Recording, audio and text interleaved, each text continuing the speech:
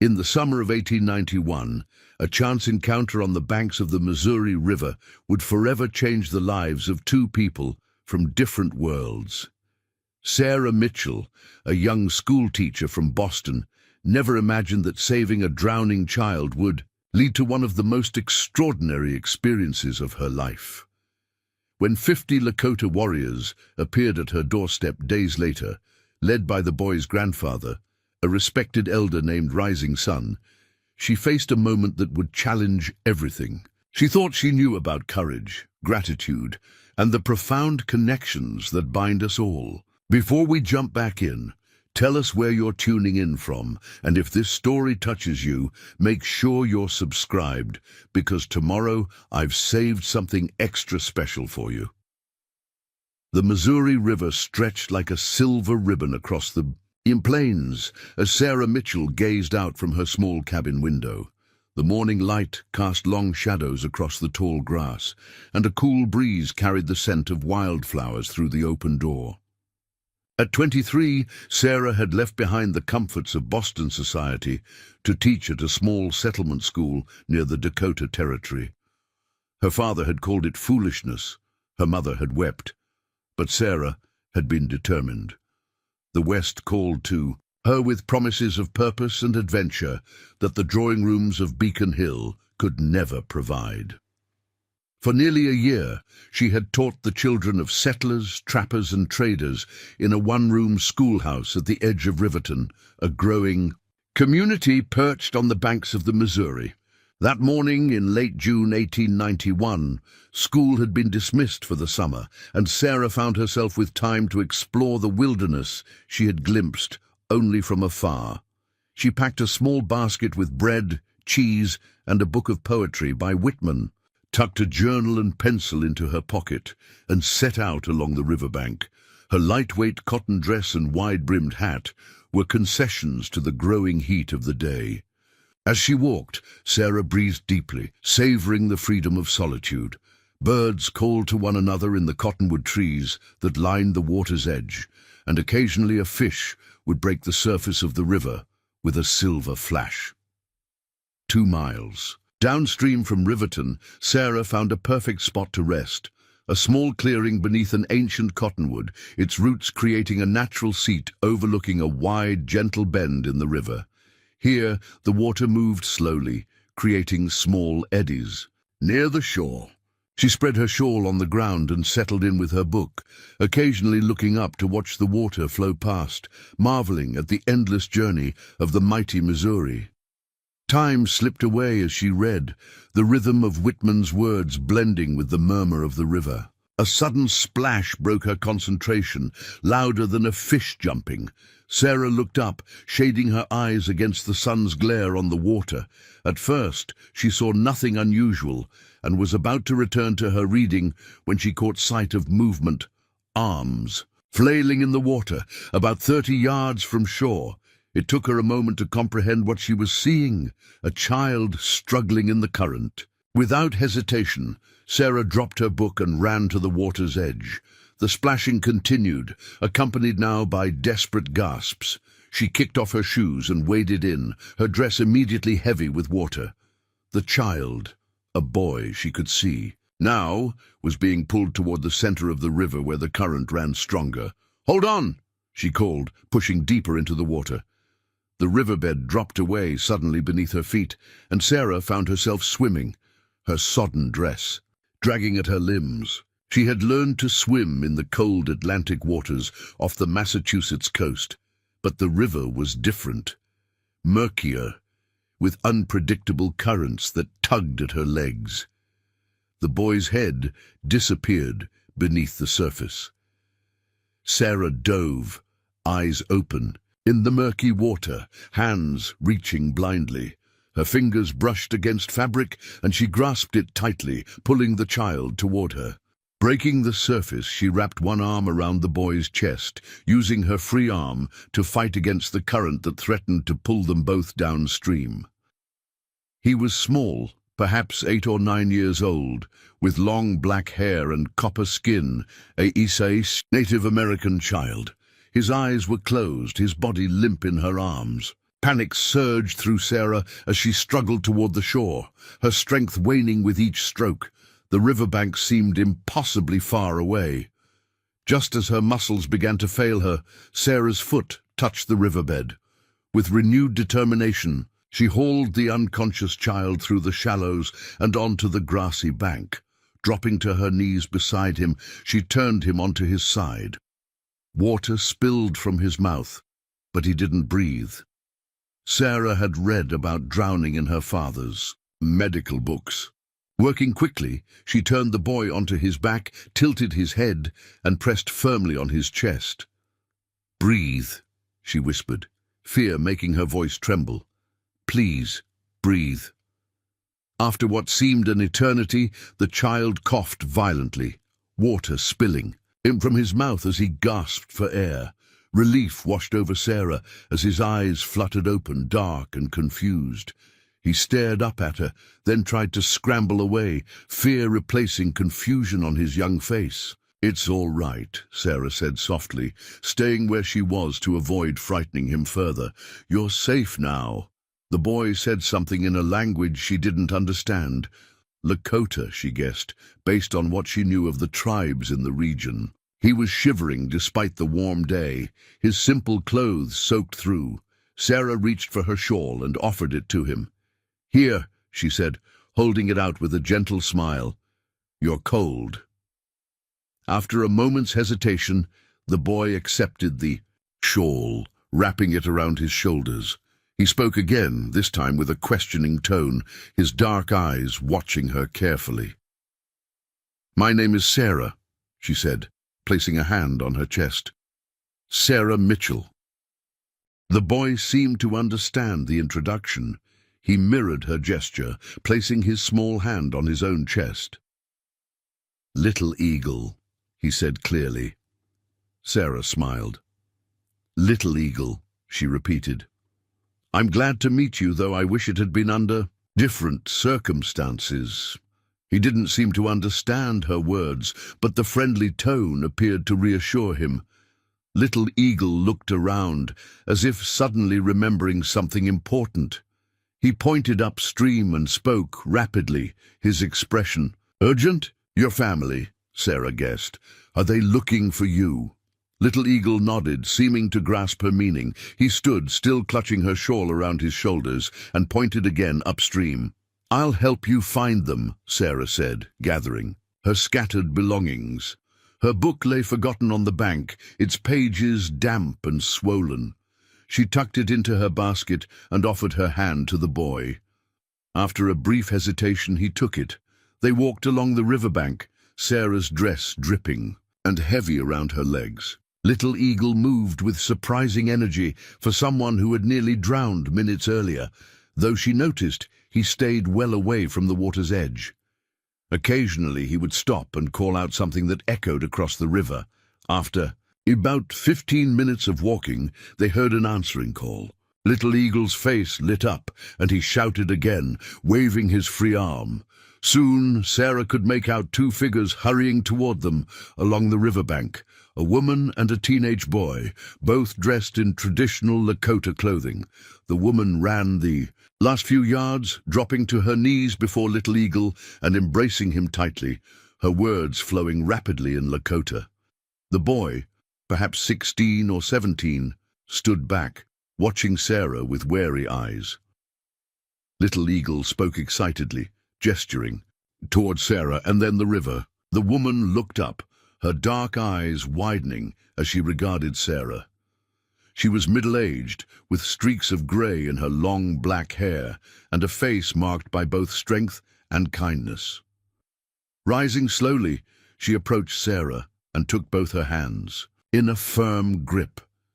"Pilamaya," she said, her voice thick with emotion.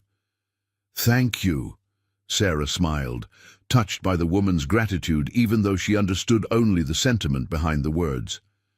"He fell into the river," she explained, miming swimming, and then pointing to Little Eagle. "I'm just glad I was there."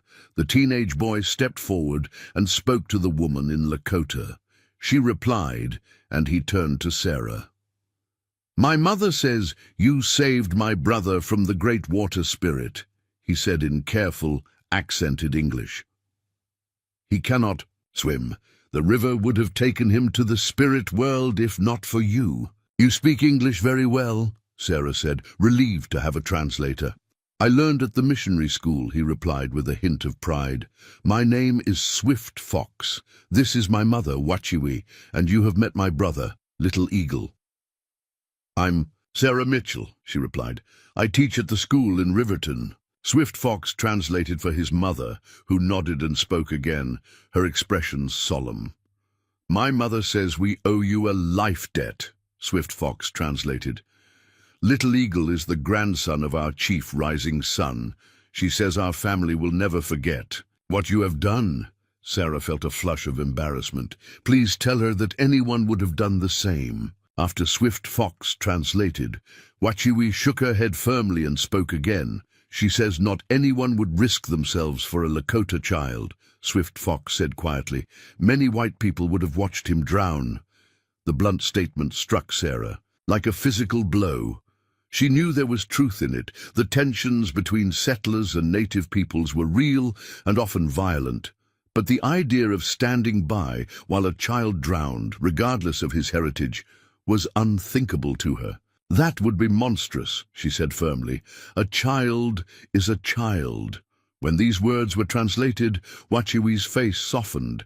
She spoke again, this time directly to Sarah, as if knowing that even without understanding the specific words, Sarah would grasp her meaning.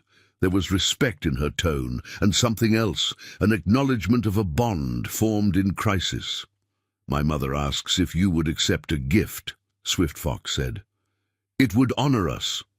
Before Sarah could respond, Wachiwi was already removing something from around her neck, a small leather pouch suspended on a braided cord. She placed it in Sarah's hands, closing Sarah's fingers around it and speaking softly. "It is a medicine pouch," Swift Fox explained.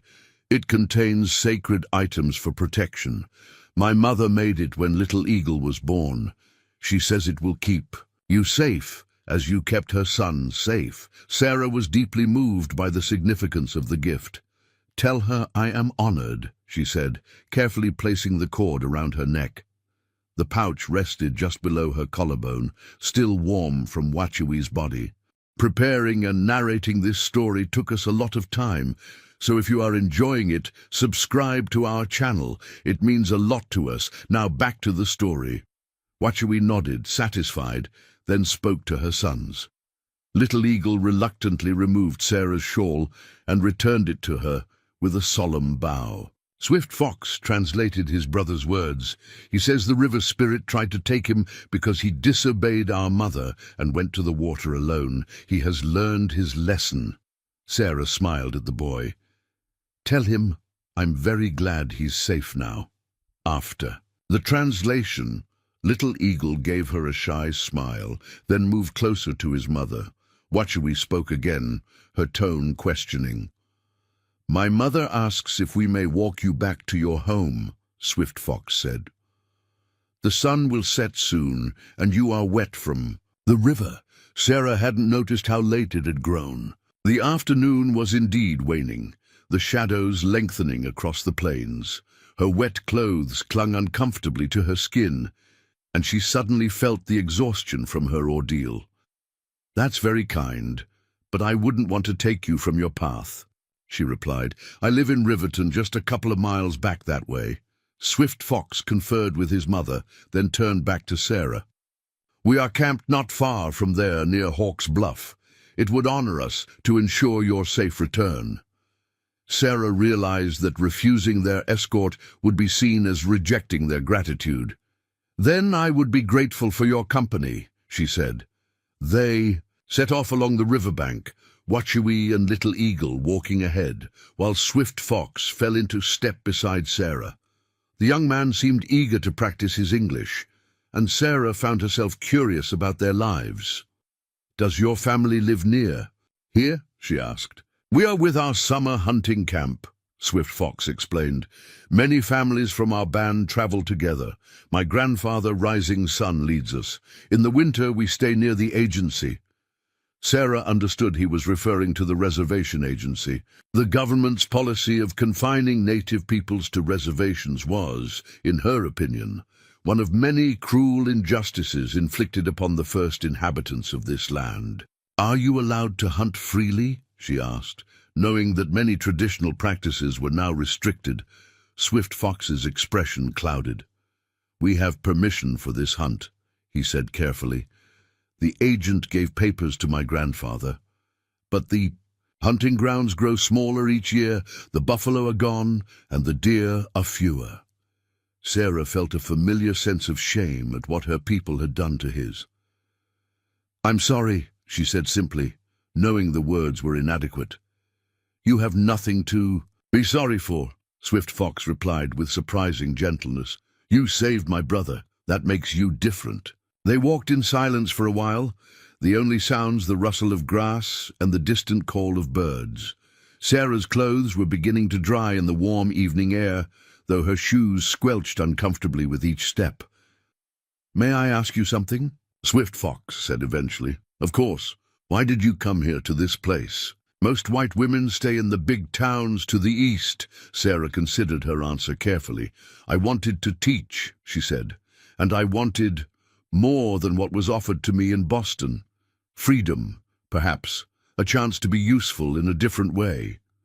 Swift Fox nodded thoughtfully. "Freedom," he repeated. "My people understand this word very well.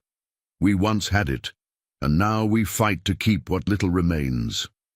His words hung in the air between them, a simple truth that underscored the vast differences in their experiences. Yet in that moment, Sarah felt a connection that transcended those differences, a shared human yearning for self-determination. As they approached the outskirts of Riverton, Wachiwe and Little Eagle slowed, waiting for Sarah and Swift Fox to join them. The settlement was visible now, a collection of wooden buildings nestled against the backdrop of the plains, smoke rising from chimneys as evening meals were prepared. Wachiwe spoke to her son, her expression concerned. "My mother says it would be better if we do not enter your town," Swift Fox translated. "Some people there do not welcome us." Sarah understood immediately. Relations between the settlers and the Lakota were strained at best, openly hostile at worst. The presence of Lakota people in town might cause trouble that could fall hardest on Wachiwe and her sons. "I understand," she said. "My cabin is just there at the edge of town." She pointed to a small structure set apart from the main cluster of buildings. "Please thank your mother for her kindness and for the gift. I will treasure it." Swift Fox and translated, and Wachiwe stepped forward once more, taking Sarah's hands as she had done earlier. She spoke directly to Sarah, her words flowing with a musical cadence. "My mother says that our paths were meant to cross today," Swift Fox translated. "The Great Spirit placed you by the river at the right moment. She says that such things do not happen by chance." "Perhaps she's right," Sarah said, thinking of the seemingly random decision that had led her to walk so far downstream that afternoon.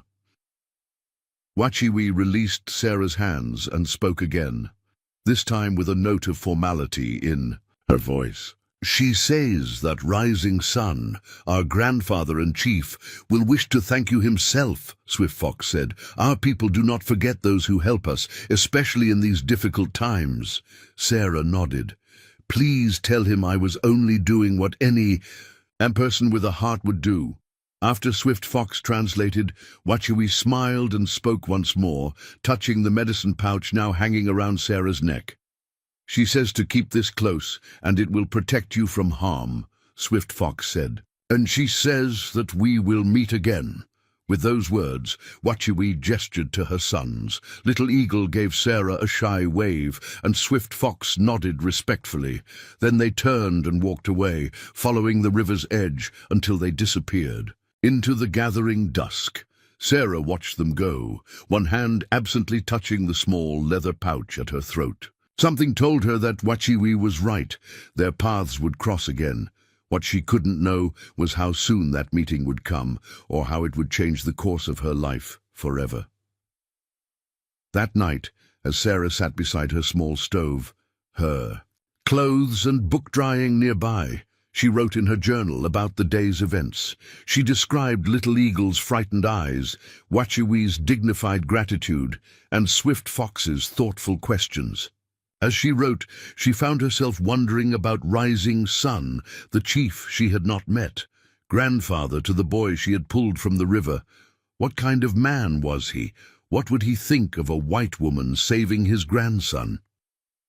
Sarah closed her journal and prepared for bed, unaware that 50 miles away, in a Lakota encampment beneath the stars, Rising Sun was already hearing the story of his grandson's rescue.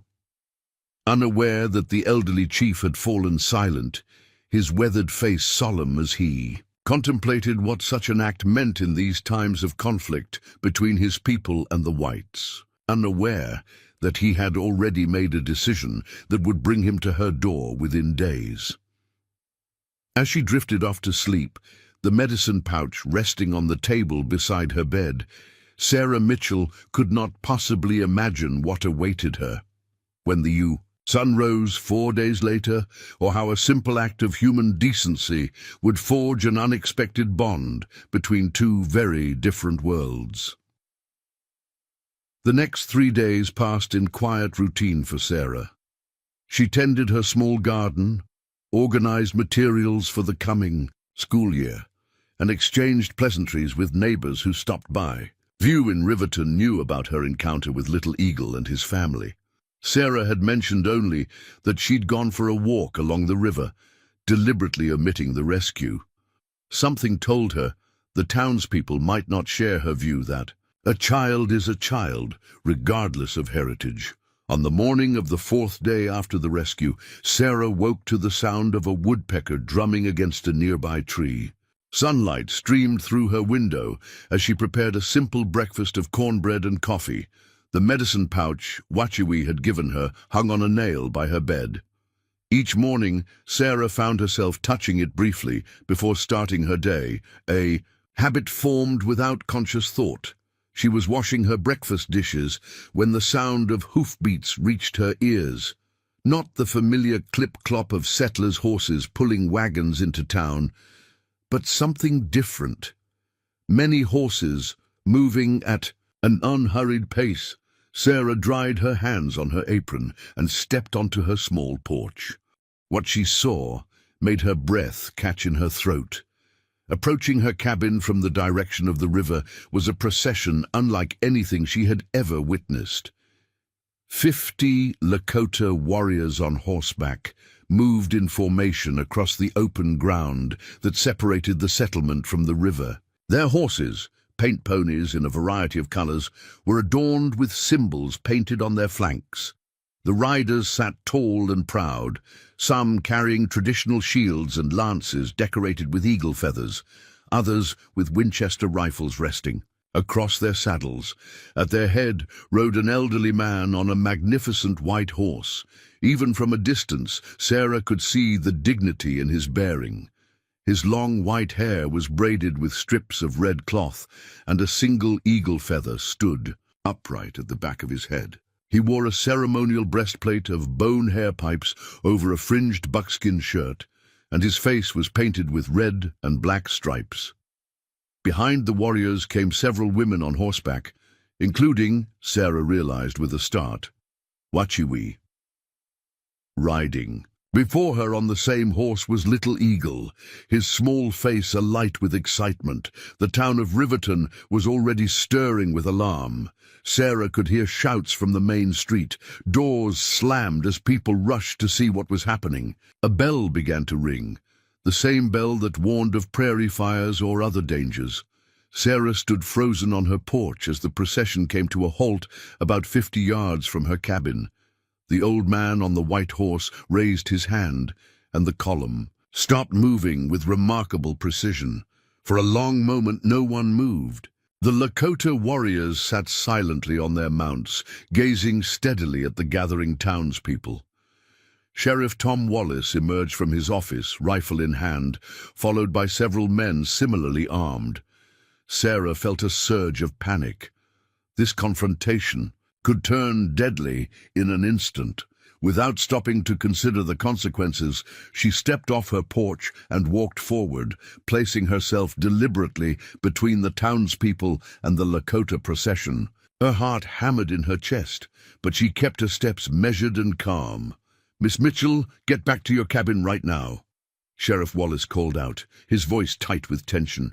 Sarah ignored him, continuing to walk until she stood in the open ground between the two groups. She turned first to face the Lakota riders. The old man on the white horse regarded her with piercing black eyes. With a slight nod, he dismounted with surprising agility for his age. Two younger warriors immediately moved to flank him, but he waved them back with a gesture that brooked no argument. From behind him, Swift Fox emerged, dismounting from his own pony. He approached and stood beside the old man, ready to translate. "My grandfather, Chief Rising Sun of the Miniconjou Lakota, wishes to speak with the woman called Sarah Mitchell," Swift Fox announced, his voice carrying clearly across the open space. Before Sarah could respond, Sheriff Wallace strode forward, positioning himself slightly in front of her. "This is private property and you folks have no permission to be here," he said, his hand resting on the pistol at his hip. "I'm going to have to ask you to turn around and head back to the reservation." Swift Fox translated these words to Rising Sun, whose expression remained impassive. The chief spoke in response, his voice deep and resonant despite his age. "My grandfather says we have not come to make trouble," Swift Fox translated. "We have come to honor a debt to this woman who saved the life of his grandson. He asks that you step aside and allow him to speak with her directly." More townspeople had gathered now, watching the exchange, with expressions ranging from fear to outright hostility. Sarah could feel the tension building like a thunderstorm. "It's all right, Sheriff," she said firmly.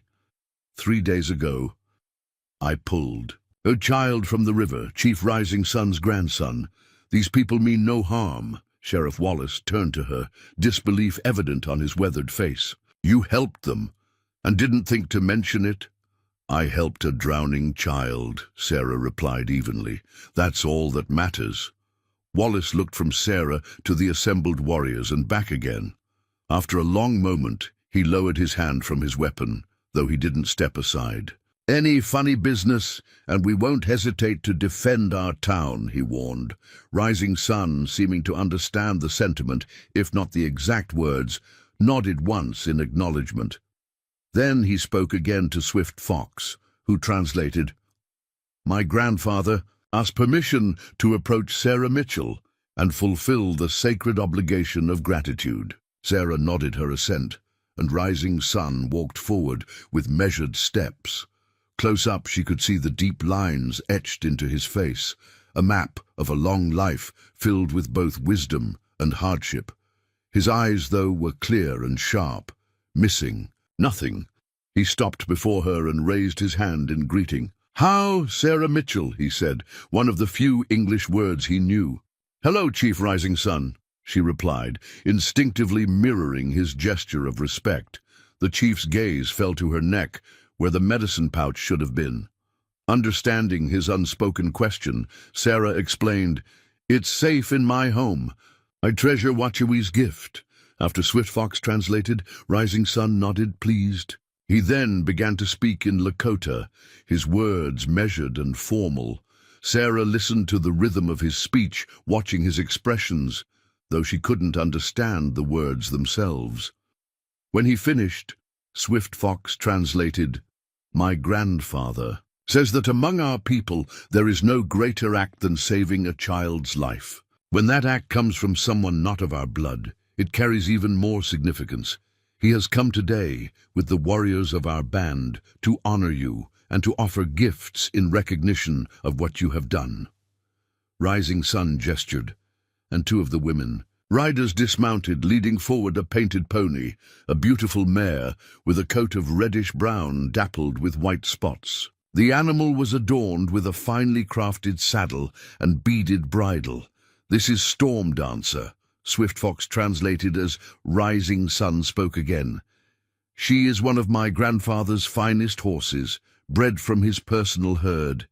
He offers her to you as a token of his gratitude." Sarah was stunned by the generosity of the gift. A horse of this quality represented significant wealth among the Lakota. "I'm deeply honored," she said, "but I couldn't possibly." Rising Sun held up his hand, interrupting her refusal before Swift Fox could even translate it. He spoke again, his tone brooking no argument. "My grandfather says that to refuse would be to dishonor both him and the act that brought us here," Swift Fox translated. "Storm Dancer is yours. She will carry you safely wherever you wish to go." Understanding that refusal would be an insult, Sarah nodded her acceptance. "Please tell your grandfather that I accept his generous gift with a grateful heart." When these words were translated, Rising Sun's stern expression softened slightly. He spoke again, this time directing Swift Fox to translate for all to hear. "My grandfather wishes to speak to everyone gathered here," Swift Fox announced, turning to address both Sarah and the townspeople who had assembled at a cautious distance. "4 days ago, this woman did what many others would not," Swift Fox translated as Rising Sun spoke, gesturing toward Sarah. "She saw not a Lakota child in the river, but simply a child in danger. Without thought for herself, she entered the water and fought the current to bring my grandson safely to shore. In doing so, she preserved not just a life, but a piece of a future." Rising Sun paused, sweeping his gaze across the gathered settlers who had fallen silent in the face of his dignity and obvious authority. "There has been much blood between our peoples," the translation continued, "much sorrow on both sides.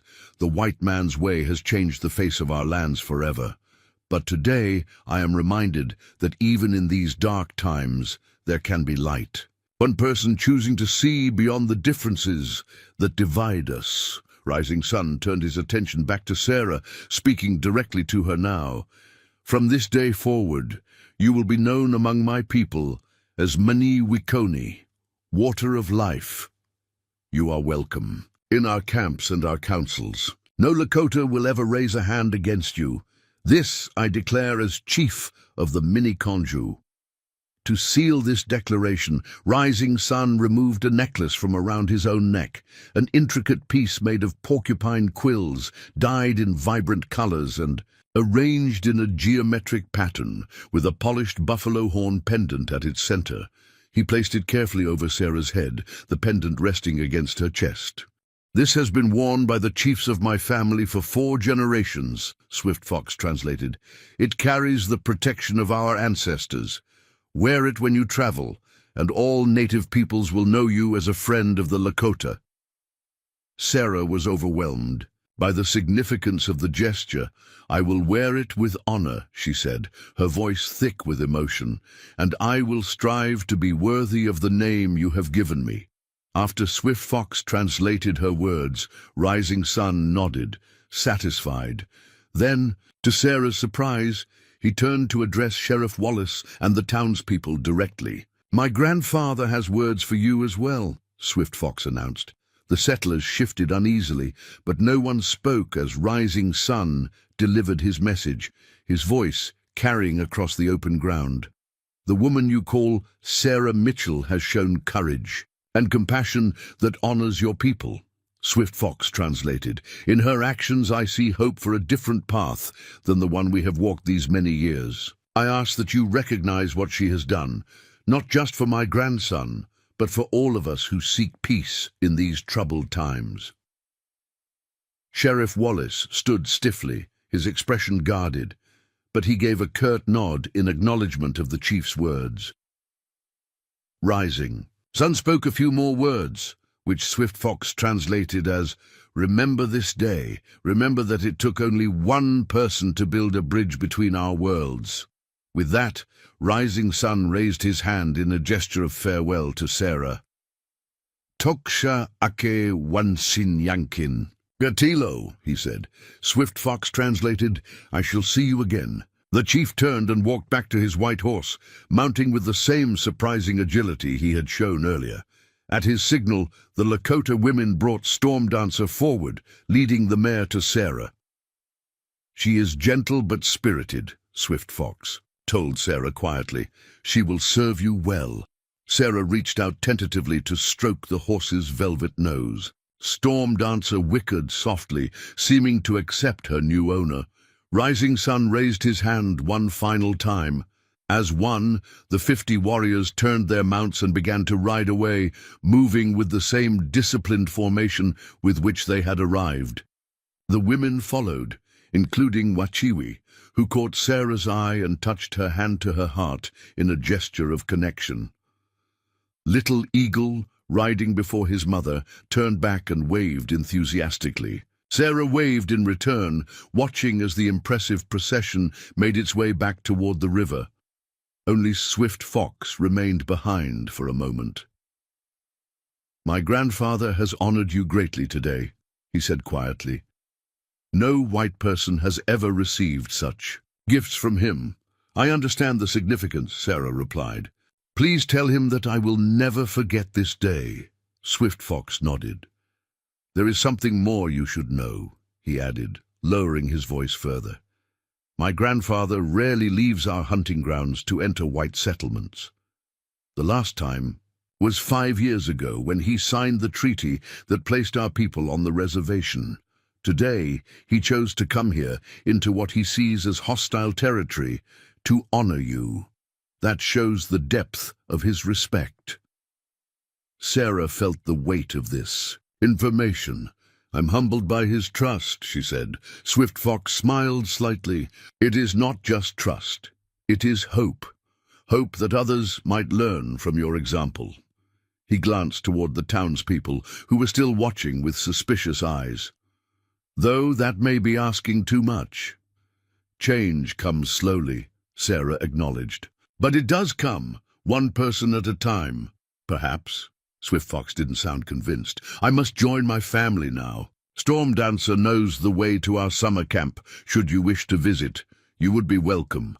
With that, he mounted his pony and rode after the others, leaving Sarah standing alone with her new horse and the astonished residents of Riverton. "Sheriff." Wallace approached, his expression a mixture of confusion and concern. "Miss Mitchell, I hope you know what you're doing," he said quietly. "Folks aren't going to take kindly to you being so friendly with the Lakota." Sarah met his gaze steadily. "I pulled a drowning child from the river, Sheriff. Would you have done differently?" Wallace had the grace to look uncomfortable. "No, I suppose not. But accepting gifts, taking a name among them, that's different." "Is it?" Sarah asked. "Or is it simply acknowledging our common humanity?" The sheriff had no answer for that. He tipped his hat and walked away, herding the curious townspeople back toward the main street. Sarah could hear the murmurs already, starting, speculation and judgment that would likely make her position in Riverton more difficult in the days to come. But as she stood there with Storm Dancer's reins in her hand and Rising Sun's necklace around her neck, Sarah found she didn't regret her actions. Not the impulsive dive into the river 4 days ago, and not her acceptance of the Lakota's gratitude today. She led Storm Dancer toward the small corral behind her cabin, noticing how the mare moved with elegant precision. A gift fit for a chief's daughter, not a schoolteacher from Boston. The thought brought a smile to her face. As she settled the horse into the corral with fresh water and hay, Sarah caught sight of Wachiwi's medicine pouch hanging just inside her cabin window. She went inside and retrieved it, placing it around her neck alongside Rising Sun's necklace. The two gifts, one simple and personal, one grand and ceremonial, seemed to complement each other perfectly. Sarah stood on her porch looking out, toward the river where her unexpected journey had begun. In the distance, she could just make out the Lakota procession disappearing into the tree line along the water's edge. Something had changed today, not just in how the town would see her, but in how she saw herself and her place in this contested land. She touched the buffalo horn pendant at her throat. Mni Wikoni, Water of Life. A new name, carrying both honor and responsibility. In saving Little Eagle, she had inadvertently created a connection between two worlds that rarely intersected except in conflict. What that connection might mean for her future, she couldn't begin to guess. One thing was certain: the life she had envisioned for herself when she left Boston had just expanded in ways she could never have anticipated. As the summer breeze carried the scent of wildflowers and prairie grass to her porch, Sarah Mitchell, now also Minnie Wicconi, found herself looking forward to whatever might come next, with a sense of curiosity and purpose that felt both frightening and exhilarating. Behind her in the corral, Storm Dancer whinnied softly, as if in agreement with her unspoken thoughts. A bridge between worlds, Rising Sun had called her. Perhaps it was time to see where that bridge might lead. Word of the Lakota. Processions spread through Riverton like wildfire.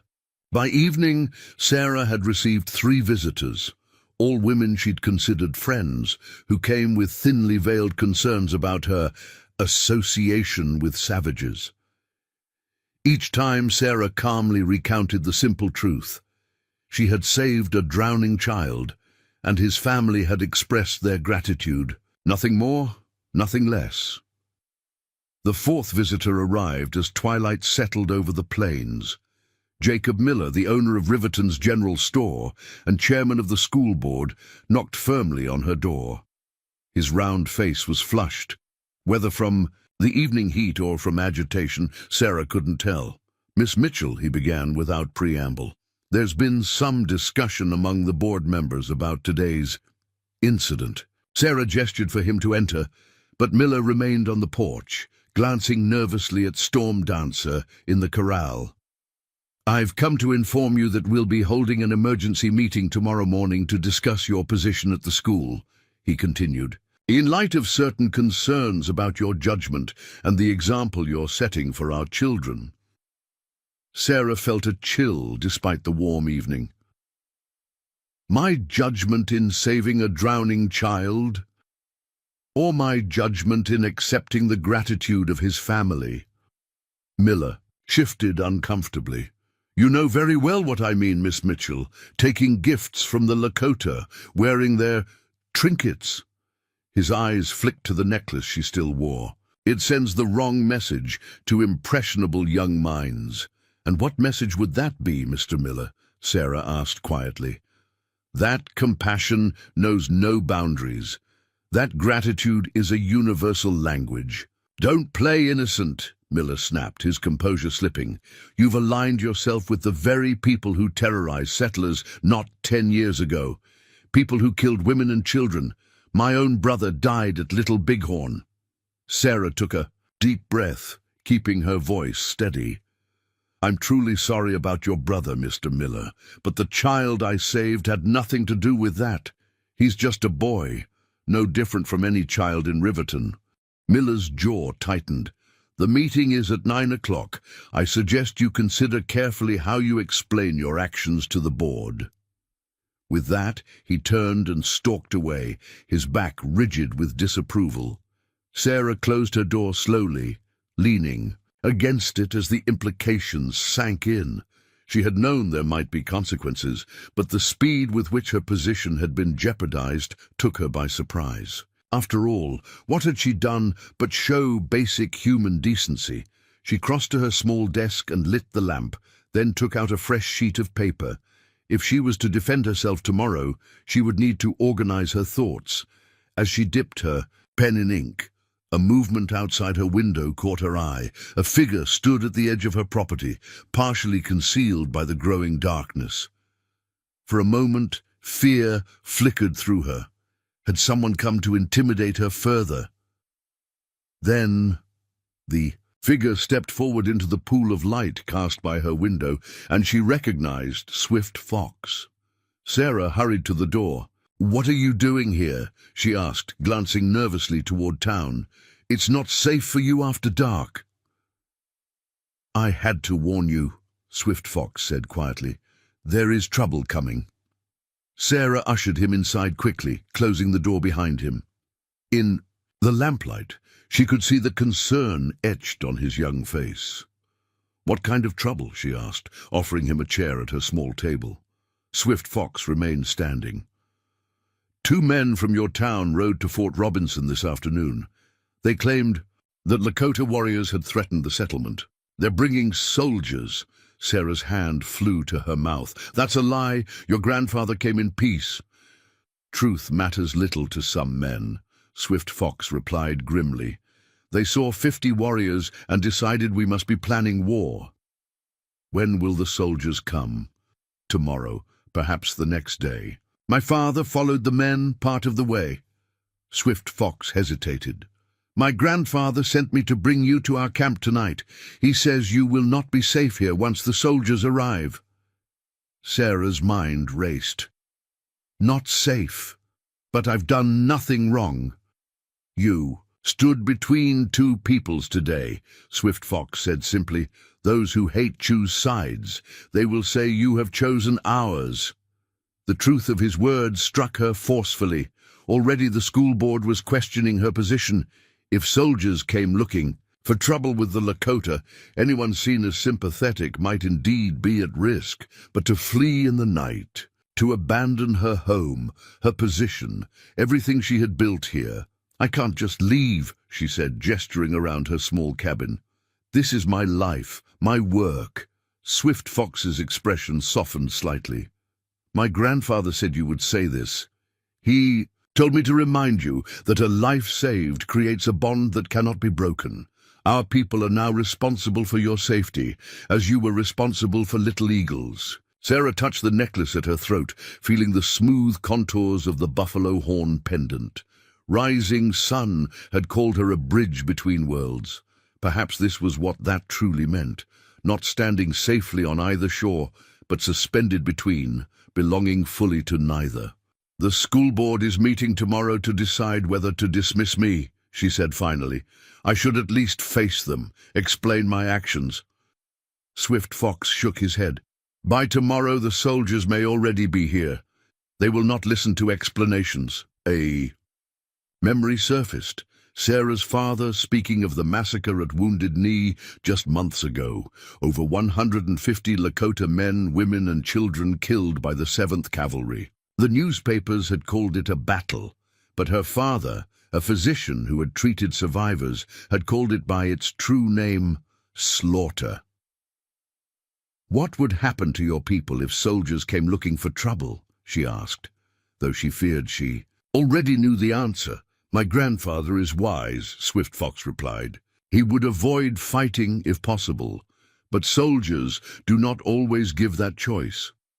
The weight of responsibility settled on Sarah's shoulders. If violence erupted because of today's peaceful visit, could she live with that knowledge? She looked around her small cabin one more time, then made her decision. "I'll need a few minutes to gather some things." Swift Fox nodded, relief evident in his expression. "I will wait by the trees with Storm Dancer." After he slipped out, Sarah moved quickly, filling a small traveling bag with essentials, a change of clothes, her journal, a few personal items. She hesitated over her mother's silver hairbrush, then packed it too. On impulse, she took the letter of appointment from the school board and the small Bible her father had given her when she left Boston.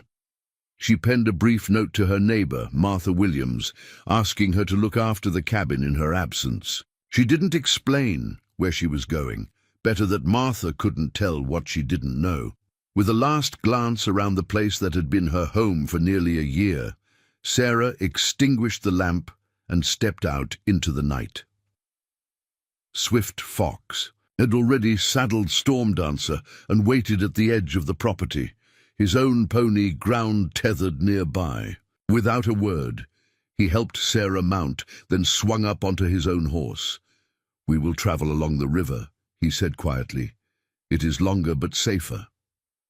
They rode in silence, keeping to the shadows where possible. Sarah's heart pounded with each hoofbeat, half expecting to hear shouts of discovery from town, but Riverton slept on, unaware of her departure. Once they reached the river, Swift Fox set a faster pace. Storm Dancer moved with remarkable responsiveness, seeming to anticipate Sarah's commands before she gave them. Despite the circumstances, she found herself appreciating the mare's smooth gait and intelligence. "Your grandfather chose well," she remarked softly as they rode side by side along a stretch of open ground. "She's magnificent." Swift Fox nodded. "Storm Dancer comes from a line bred by my grandfather's father. It is said they can run all day without tiring and find water in the driest places." "How far is your camp?" Sarah asked, realizing she had no idea where the Lakota was staying. "We will reach it before dawn," Swift Fox replied. "It lies near Hawk's Bluff, in a hidden valley that white settlers rarely visit." They rode through the night, stopping occasionally to rest the horses and drink from the river. Swift Fox moved with absolute confidence through the darkness, finding paths Sarah would never have seen. The moon rose, casting silver light across the plains, and for brief moments Sarah forgot the circumstances of their journey, simply marveling at the beauty of the land by night. As they traveled, Swift Fox told her stories of the places they passed: a hill where his people had hunted buffalo in his grandfather's youth, a stand of trees where medicinal plants grew, a rock formation that resembled a sleeping bear. Through his words, Sarah began to see the landscape differently, not as empty wilderness waiting to be claimed, but as a living history book, filled with meaning and memory. "My people do not own the land," Swift Fox explained when she asked. "About territories and boundaries. We belong to it, as the eagle belongs to the sky or the fish to the river. The white man's way of drawing lines on paper and saying, 'This is mine,' makes no more sense to us than trying to own the wind." Sarah thought about the deeds and property claims that formed the foundation of settlement life. "I never considered it that way before. There are many things your people and mine see differently," Swift Fox replied, without rancor. "But sometimes, as with you and Little Eagle, we can see past those differences to what matters most." The eastern sky was just beginning to lighten when they crested a rise, and Swift Fox pointed to a valley below. "We are here."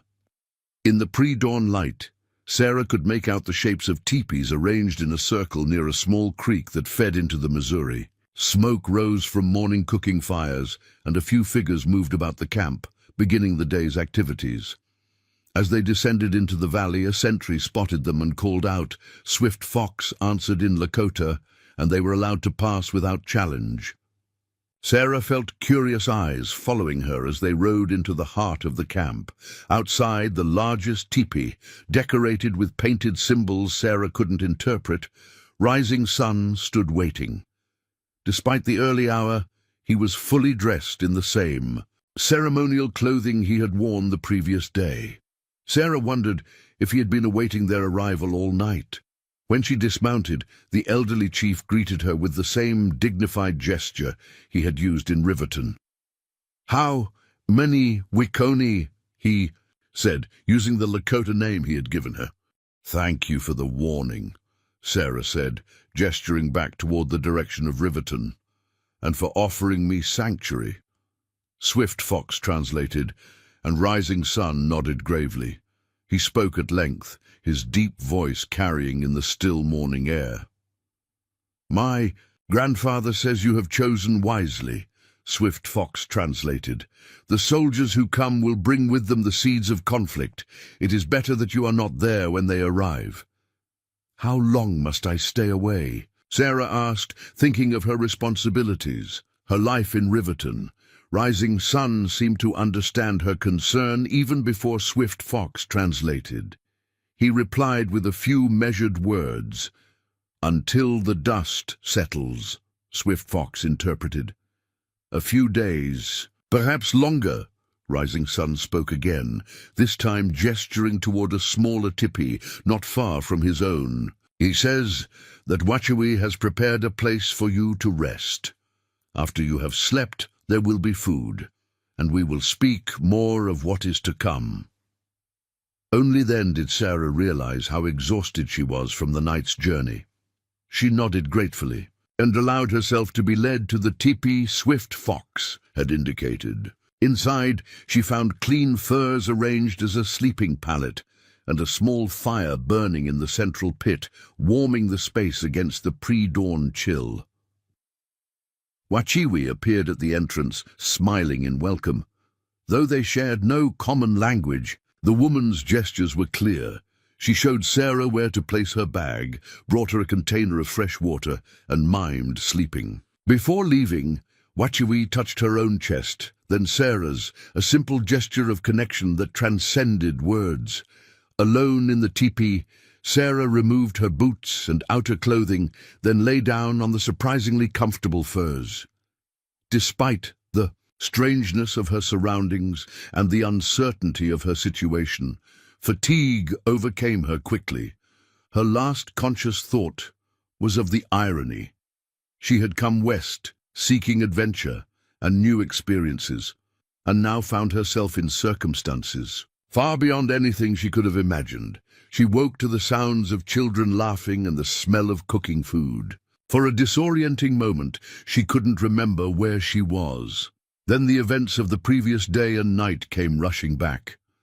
Sarah sat up, noting that someone, Wachiwi presumably, had left a container of water, a soft deerskin cloth, and a bundle of folded material beside her sleeping pallet. She washed her face and hands, then examined the bundle. It contained a simple dress made of soft-tanned buckskin, decorated with subtle beadwork along the neckline and hem. Sarah hesitated, then changed into it, finding that it fit surprisingly well. Whether this was coincidence or Wachiwi's good eye for measurement, she couldn't guess. Outside, the camp was alive with activity. Women worked at cooking fires or scraped hides stretched on frames. Men sat in groups, repairing weapons or discussing matters in low voices. Children played games, darting between the teepees with the universal energy of youth. Little Eagle spotted her almost immediately, running over with an excited expression. He spoke rapidly in Lakota, gesturing for her to follow him. "He wants to show you something," said a voice behind her. Sarah turned to find Swift Fox approaching, looking more rested than he had during their nighttime journey. "Good morning," she greeted him. "Or is it afternoon?" "Midday," he confirmed with a slight smile. "You slept long, but that was expected. The ride was not easy for someone unused to it." Sarah found herself returning his smile. "I'll admit I'm feeling it in muscles I didn't know I had." Little Eagle tugged impatiently at her hand, still chattering in his native tongue. "My brother is very excited to have you here," Swift Fox explained. "He has been telling everyone how you pulled him from the great water spirit's grasp." As they walked through the camp, following Little Eagle's lead, Sarah noticed the reactions of the Lakota people. Some nodded respectfully, others watched with undisguised curiosity, but none showed hostility. She wondered how much they knew about her, whether they saw her merely as the woman who had saved their chief's grandson, or as something more complex. Little Eagle led them to a group of children gathered around an elderly woman seated on a buffalo robe outside her teepee. The woman's face was deeply lined, her hair completely white, but her eyes were bright and alert. She was speaking to the children, who listened with rapt attention. "That is my grandmother, Mapia," Swift Fox said quietly. "She is telling the children stories of the old days before the white man came. Would she mind if we listened?" Sarah asked, fascinated by the scene. Swift Fox translated the question, and Mapia looked up, studying Sarah intently before breaking into a toothless smile. She patted the robe beside her, a clear invitation. Sarah sat down, conscious of the children's curious stares. Little Eagle plopped down directly in front of her, clearly proud to be connected to this unusual visitor. Mapia spoke, her voice surprisingly strong for one of her advanced years. "My grandmother welcomes you," Swift Fox translated. "She says that any friend of the water is a friend of our people." Sarah inclined her head respectfully. "Please tell her I am honored to be here." After Swift Fox relayed her words, Mapia continued speaking, now addressing both Sarah and the children. Swift Fox translated in a low voice. Long ago, when the buffalo were many and our people roamed freely across the plains, there was a young woman of our tribe who was known for her kindness to all living things. One day, while gathering plants by the river, she heard a cry for help. Without hesitation, she plunged into the water and rescued a snake that was being swept away by the current. The children listened intently, occasionally glancing at Sarah, as if comparing her to the woman in the story. Her friends warned her against helping a snake, saying it might bite her once saved. But the young woman replied, "I cannot ignore any creature in need, even those others fear." The snake did not bite her, but instead transformed into a powerful spirit who granted her the gift of healing. From that day forward, she became a great medicine woman who could cure any illness by using the water's power. Mapia looked directly at Sarah as Swift Fox translated the conclusion of the tale. The spirit told her, "You saw beyond appearances to the true nature of life. This wisdom is the greatest medicine of all." Sarah understood the purpose of the story. It was both welcome and instruction, wrapped in traditional narrative. Mapia was telling her that her action had meaning within the Lakota worldview, that saving Little Eagle connected to ancient values her people held dear. "Thank you for sharing this wisdom," Sarah said when Swift Fox had translated her words. "I have much to learn from your people." Mapia nodded, seemingly satisfied, then returned her attention to the children, beginning another story. Sarah and Swift Fox moved away, leaving Little Eagle still absorbed in his grandmother's tales. "Your grandmother is a remarkable woman," Sarah commented as they walked. "She has seen much in her lifetime," Swift Fox replied. "She remembers when the buffalo herds were so vast they took days to pass. She has watched our way of life change beyond recognition." "It must be very difficult for her," Sarah said softly. Swift Fox was quiet for a moment. "She says that the greatest strength is to bend without breaking, like the willow tree in a storm. Our people must adapt to survive, but we need not lose what makes us Lakota." As they reached the center of the camp, Rising Sun emerged from his teepee, accompanied by several other men who appeared to be elders or leaders within the band. He beckoned to them, and Swift Fox led Sarah forward. "My grandfather wishes to discuss what happened after we left Riverton," he explained, "and what may come next." The council gathered in Rising Sun's teepee was composed of 7 men, each wearing expressions of grave concern. Sarah sat cross-legged on a buffalo robe beside Swift Fox, who would translate the proceedings. A small fire burned in the center, its smoke rising through the opening at the top of the teepee. Rising Sun began by introducing each man present.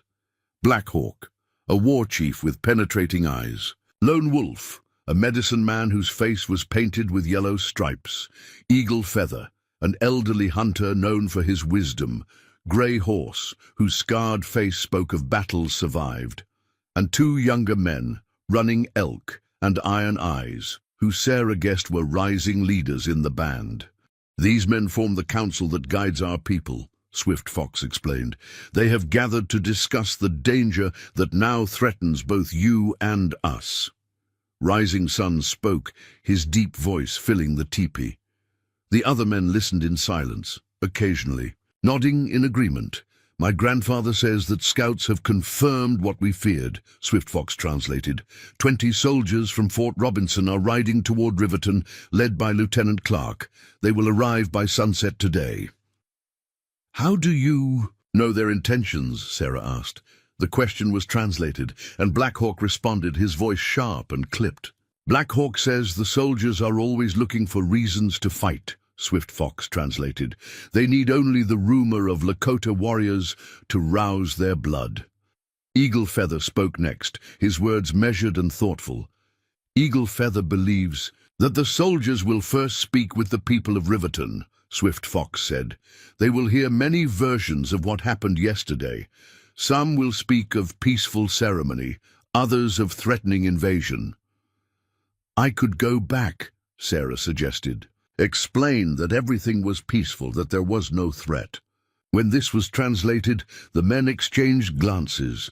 Lone Wolf shook his head and spoke, his voice carrying the rhythm of a practiced storyteller. Lone Wolf says your words would be drowned by those who wish to see conflict, Swift Fox translated. The soldiers will not believe a woman who wears Lakota clothing and speaks of friendship with savages. They might even arrest you as a collaborator. Sarah touched the necklace Rising Sun had given her, still around her neck. Then what can be done? Rising Sun answered, speaking at length while the others listened respectfully. My grandfather says our band must move deeper into the hills, Swift Fox translated. We are officially permitted to hunt here, but the soldiers will not care about papers from the agency.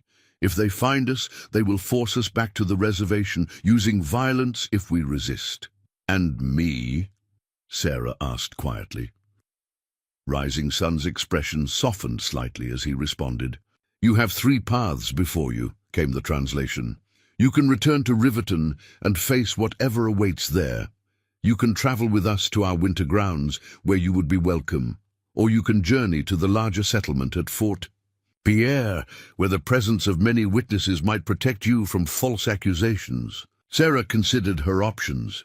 Returning to Riverton meant facing not only the school board, but potentially hostile soldiers. Traveling with the Lakota would mean abandoning her profession and the life she had built. Fort Pierre offered a path. She could perhaps find work there, start fresh, without fully leaving white society. How long do I have to decide? She asked. The camp begins moving at dawn tomorrow. Swift Fox translated Rising Sun's answer. You must choose your path by then. Grey Horse, who had been silent until now, spoke up, his voice carrying the rough edge of someone who had known hardship.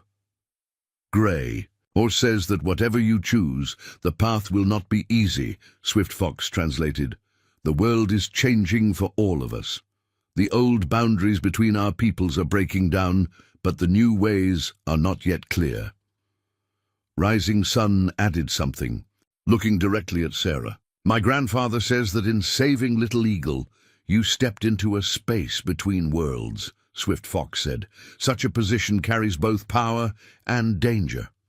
The council concluded with practical matters, the route the band would take into the hills, how to transport their supplies, who would serve as scouts to watch for the soldiers. Throughout these discussions, Sarah sat quietly, absorbing the reality of what was happening.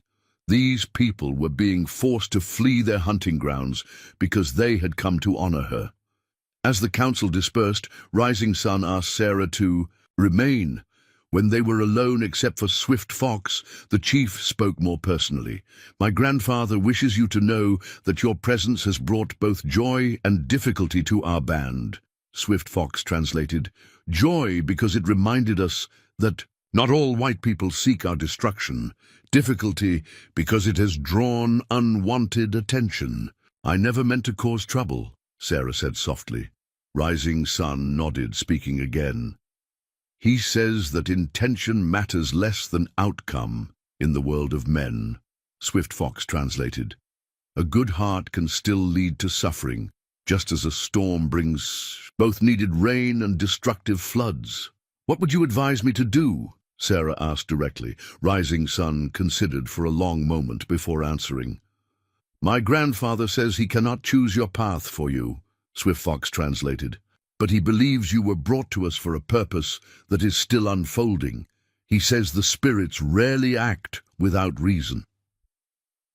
With that cryptic statement, Rising Sun indicated that their conversation was at an end. He touched his hand to Sarah's shoulder briefly, a gesture of blessing or support, before leaving the tipi. Outside, the camp was already preparing for departure. Women were dismantling tipis not currently in use, packing belongings onto travois that would be pulled by horses. Men were gathering hunting equipment and weapons, while children helped where they could, all under the watchful eyes of the elderly. "It's remarkable how quickly everyone can mobilize," Sarah commented to Swift Fox as they walked through the activity. "We have had much practice," he replied with a hint of bitterness. "My people have been forced to move many times in recent years. We adapt or we perish."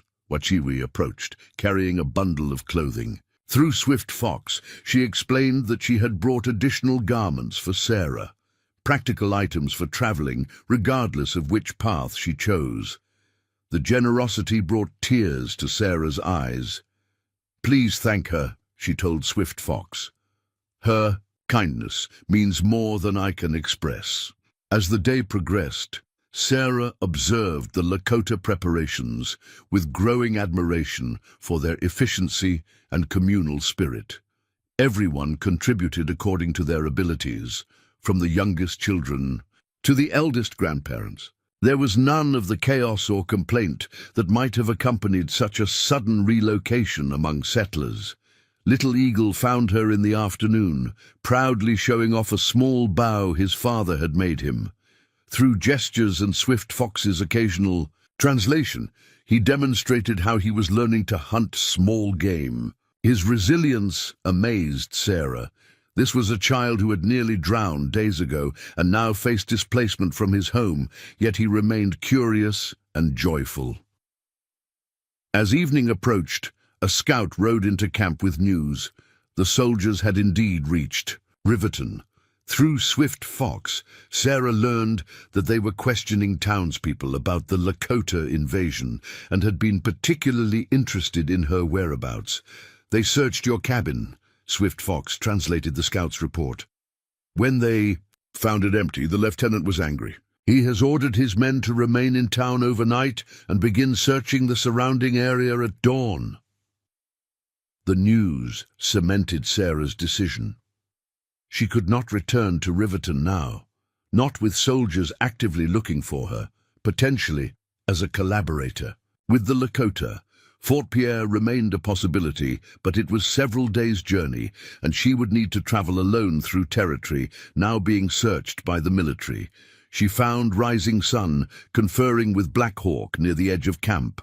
The men paused their conversation as she approached.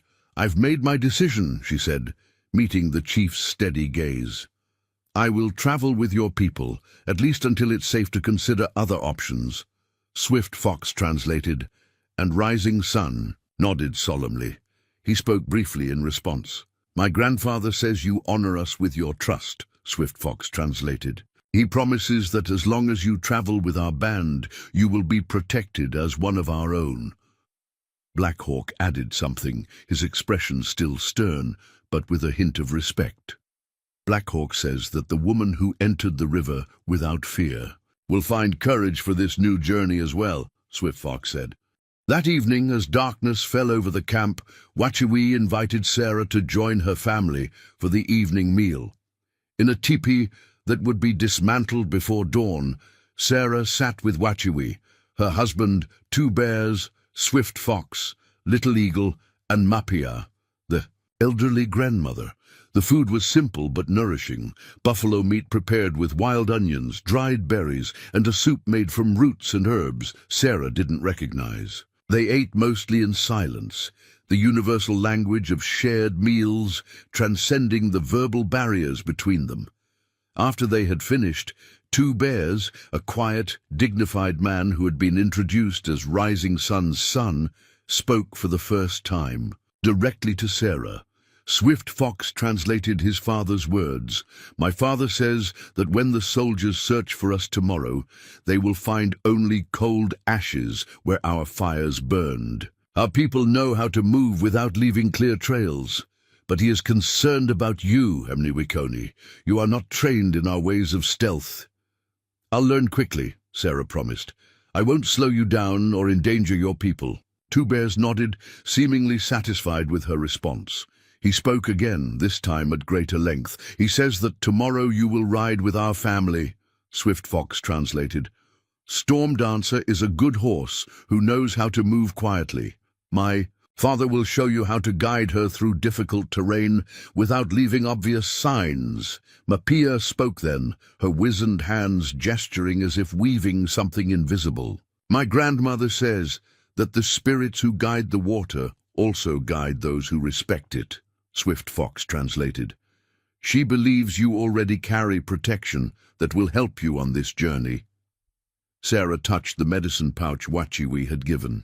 The day she saved Little Eagle, now hanging alongside Rising Sun's necklace. The physical connection to that moment reminded her of how quickly life could change course, like a river suddenly diverted by a fallen tree or shifted stones. After the meal, Sarah returned to the teepee she had been given for her brief stay. It would be among the last dismantled in the morning. She sat on the sleeping furs, contemplating the decision she had made. Was she acting rashly, throwing away her career and position on an impulse? Or was she following a deeper calling, one that transcended the narrow confines of the life she had planned? She took out her journal and wrote by the light of a small fire, recording the events of the past 2 days with as much detail as she could manage. If nothing else, she wanted a record of this extraordinary turn in her life's path, something to remind her future self that this had indeed happened. A soft sound at the tipi entrance interrupted her writing. "Yes?" she called. Swift Fox ducked, inside, carrying something wrapped in a piece of hide. "I thought you might want this for your journey," he said, unwrapping the bundle to reveal a knife in a beaded sheath. "The trail ahead may present challenges." Sarah accepted the gift, noting the fine craftsmanship of both the blade and its decorative casing. "Thank you. Did you make this?" "The knife was my first hunting blade," he explained. "I've since crafted a new one. The sheath was made by my mother last winter." "It's beautiful," Sarah said, running her fingers over the intricate beadwork. "I'm honored." Swift Fox hesitated, then spoke again. "There is something else you should know before tomorrow." "What is it?" "The path we will take leads through places sacred to our people," he said. "Places not meant for outsiders. Some of the elders were concerned about bringing you there." "I understand," Sarah replied. "I would never want to intrude on sacred matters." "Rising Sun spoke for you," Swift Fox continued. "He said that by saving Little Eagle, you had earned the right to see these places. But there may be ceremonies or locations you will not be permitted to witness. This is not personal. It is our way." "Of course," Sarah assured him. "I respect your traditions and boundaries. I'm grateful just to be allowed to travel with you." Swift Fox nodded, seemingly relieved by her response. "We leave before first light. I will come to guide you when it's time." After he left, Sarah returned to her journal, adding this new information. She had studied accounts of native cultures during her education in Boston, but those academic perspectives now seemed shallow and often misguided in the face of her direct experience. There was a depth and complexity to Lakota society that few white scholars had bothered to understand or document. Dawn was still hours away when Swift Fox tapped softly on her teepee. Sarah had slept little, her mind too full of the day's events and tomorrow's uncertainties. Still, she rose immediately, gathering the few possessions she would take with her, her traveling bag, the journal, and now the knife Swift Fox had given her. Outside, the camp was almost unrecognizable. Most of the teepees had already been dismantled and packed, their component parts loaded onto travois or carried by pack horses. The cooking fires had been carefully extinguished, the ashes scattered to leave minimal evidence of their presence. Families moved with practiced efficiency, children helping alongside adults in the pre-dawn darkness.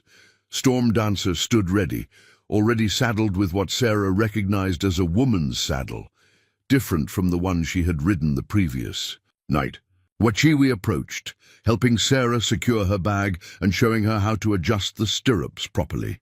Through the dim light, Sarah could make out Rising Sun, mounted on his white horse, conferring with Black Hawk and other warriors at the edge of what had been the camp. They were discussing something intently, patrol routes, Sarah guessed, or contingency plans if they encountered soldiers. "We will travel separately from the main group," Swift Fox explained as he helped Sarah mount. "My father thinks it's safer for you. The soldiers will be looking for a large band, not a small family group." "Where will we meet the others?" Sarah asked. "At the place of the 3 Eagles, 2 days' journey from here," he replied. "It is a hidden valley known only to our people." As the first hints of dawn began to lighten the eastern sky, Sarah found herself riding between Swift Fox and 2 bears with Wachiwi, Little Eagle, and Mapia, following close behind on their horses. They moved away from the Missouri, heading west into rougher country, rolling hills covered with grass and scattered stands of trees. Sarah glanced back once, seeing the larger group of Lakota already disappearing into the landscape like shadows, melting into darkness. She turned forward again, fixing her eyes on the path ahead and wondering what new revelations this journey would bring. Behind them, the campsite lay empty, with barely a trace to show that 50 people had lived there, just hours before. By the time the soldiers from Fort Robinson expanded their search to include this area, they would find nothing but wind moving through grass and the endless sky stretching overhead. The morning sun climbed higher as Sarah and the small family group made their way through increasingly rugged terrain. 2 bears led them confidently, choosing paths that seemed indistinguishable from the surrounding landscape to Sarah's untrained eye. They avoided ridgelines where they might be silhouetted against the sky, keeping instead to shallow ravines. And the shadows of scattered pine groves. "How does he know which way to go?" Sarah asked Swift Fox quietly as they navigated a particularly rocky stretch. "There's no trail that I can see." "The land itself is the trail," Swift Fox replied. "My father reads it like your people read books. The shape of a hill, the type of grass growing in a particular spot, the direction of the wind, all these things tell him where we are and where we should go." Sarah marveled at this different way of understanding the world. Her own education had emphasized maps with clearly marked routes, compass directions, and measured distances. This organic, intuitive navigation seemed almost mystical by comparison. Around midday, they stopped in a sheltered hollow where a small spring bubbled from between rocks. 2 bears dismounted first, surveying the area carefully before indicating that the others could rest. They watered the horses and ate a simple meal of pemmican, dried meat mixed with berries and fat, that Wachiwi distributed from a pouch. Little Eagle seemed tireless despite the long morning's ride, scrambling up rocks to keep watch with his father. Sarah noticed how 2 bears was constantly teaching his younger son, pointing out tracks and signs that were invisible to her. "He's learning to be a scout," Swift Fox explained, following her gaze. "In the old days, he would have been training to be a warrior and hunter. Now," he shrugged, leaving the thought unfinished. "Now the world is changing," Sarah completed quietly. Too quickly, Mapia interjected in Lakota, surprising Sarah with her sudden participation in their conversation. The old woman rarely spoke directly to her, usually communicating through Swift Fox or Wachiwi. Swift Fox translated his grandmother's words.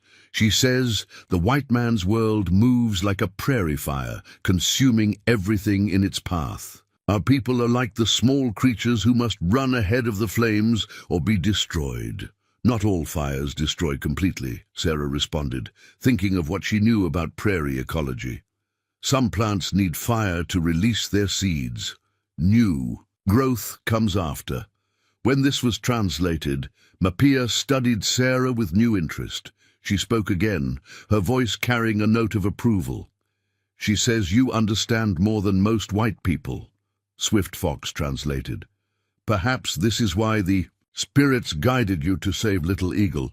They continued their journey after the brief rest, now heading into more densely wooded hills. The terrain grew steeper, forcing them to dismount and lead their horses through some passages. Sarah's city-bred muscles protested, but she refused to complain, noting how even elderly Mapia managed the difficult sections with dignified determination. By late afternoon, dark clouds had gathered on the horizon, promising rain. Two bears increased their pace, evidently seeking shelter before the storm broke. They crested a rise and descended into a narrow valley where a cluster of ancient cottonwoods surrounded another spring, larger than the one where they had rested. "Earlier, we will camp here tonight," Swift Fox told Sarah as they dismounted. "This place is well hidden, and the trees will provide cover from both the rain and any searching eyes." The family worked together to establish their camp, erecting only two small teepees, one for two bears, Wachiwi and Little Eagle, the other for Mapia, Sarah, and Swift Fox. They kept no cooking fire, eating cold provisions instead to avoid smoke that might be spotted from a distance. As predicted, rain began to fall just as they completed their preparations. Sarah sat with Swift Fox beneath the shelter of a cottonwood overhang, watching the downpour transform the landscape. Water streamed down the hillsides, turning the dry creek bed near their camp into a rushing channel. "The rain is good for us," Swift Fox commented. "It will wash away any tracks we left." "Do you think the soldiers are following?" Sarah asked. He gazed thoughtfully at the darkening valley. "Perhaps. My father believes they would have started searching the area near our abandoned camp by midday. Whether they found sign of our passing depends on how skilled their trackers are." "Would they continue searching in this weather?" "White soldiers often lack patience," Swift Fox replied with a hint of disdain. "They prefer comfort to success, but it would be foolish to underestimate them. Some have learned our ways after years of fighting our people." The conversation paused as Wachiwi approached, beckoning them to join the others in Two Bear's tipi. Inside, the small space was warm and dry, illuminated by a tiny, smokeless fire in the center pit. The family arranged themselves in a circle, with Sarah given a place of honor, opposite Two Bears. Through Swift Fox's translation, Two Bears outlined their plan for the coming days. "We will continue west tomorrow, then turn north toward the place called Devil's Tower by white men. Our people name it Bear's Lodge. From there we will head east to the meeting place at Three Eagles." "Will we avoid settlements?" Sarah asked. Two Bears nodded. "There is a trading post 3 days' ride from here, but we will go around it. The man there knows me and might report our passing to the soldiers." Little Eagle, sitting between his parents, asked a question that made the adults exchange glances. "My brother wants to know if you will return to your people eventually or stay with us forever," Swift Fox translated, his tone carefully neutral. All eyes turned to Sarah, awaiting her answer. She considered carefully before responding. "I don't know what the future holds," she said honestly. "For now, I'm grateful for your protection and guidance. I hope someday there will be a way for me to live peacefully in this territory without endangering your family or abandoning my profession." When Swift Fox translated this, Two Bears nodded approvingly, and Wachiwi reached across to squeeze Sarah's hand briefly. Little Eagle looked disappointed but accepting. Mapia spoke then, her weathered face animated in the flickering firelight. "My grandmother says that paths that seem separate often join unexpectedly," Swift Fox translated.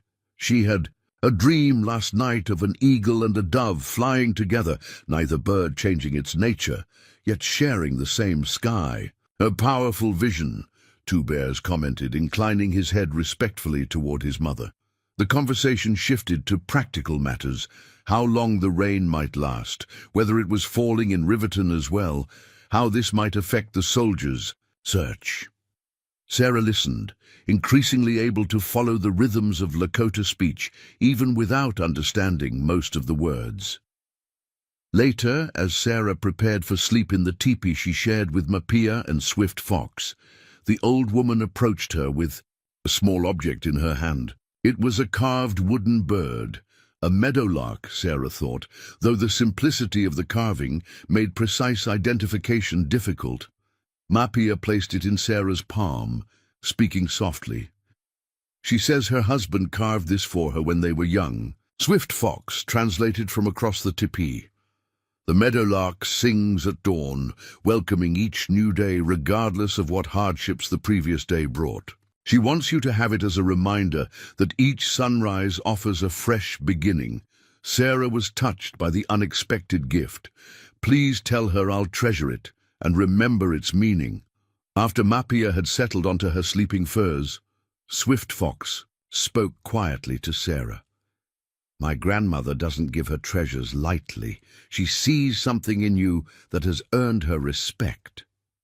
I'm honored, Sarah replied, but I'm not sure what I've done to deserve it. Perhaps it's not what you've done, but who you are, Swift Fox suggested, or who you might become. The rain continued through the night, drumming steadily on the tipi cover. Despite her physical exhaustion, Sarah found sleep elusive. Her mind kept returning to Riverton, wondering what was happening there. Had the soldiers questioned her neighbors? What had Martha Williams thought upon finding her note? Would the school board simply replace her, erasing her presence from the community as easily as rain washed away footprints? Morning brought clearing skies and a landscape transformed by the rainfall. Streams that had been dry now flowed vigorously, and the vegetation seemed to have greened overnight. They broke camp efficiently, leaving minimal evidence of their presence, and continued their journey westward. The day passed without incident, the terrain growing increasingly dramatic as they traveled. Flat-topped buttes rose from the rolling plains, and stands of ponderosa pine became more common. Wildlife was abundant. Deer bounded away at their approach, and once they spotted a small herd of pronghorn antelope in the distance. By late afternoon, they had reached a ridgeline that offered a panoramic view of the surrounding country. Two bears halted the group, surveying the landscape with intense concentration. After a few minutes, he pointed to a thin column of smoke rising from a valley. Perhaps 5 miles distant. Soldiers, he said in English, one of the few words he spoke in Sarah's language. Swift Fox elaborated. My father thinks they have established a camp there, probably planning to continue their search tomorrow. How can he be sure it's soldiers? Sarah asked. Couldn't it be other travelers? The location, Swift Fox explained after consulting with his father. It's near a main trail, but not directly on it. A position that allows observation without being easily spotted. And the smoke is too controlled for a settler's campfire. Military men are trained to keep their fires small. They withdrew from the ridgeline and made camp in a hidden draw, taking even greater precautions than the previous night. No tipis were erected. Instead, they created simple shelters of pine boughs. They ate cold food again, and 2 bears established a watch rotation, with each adult taking turns throughout the night. During her watch, Sarah sat wrapped in a buffalo robe, listening to the night sounds of the wilderness. The vastness of the starry sky above made her feel small, yet strangely connected to something greater than herself.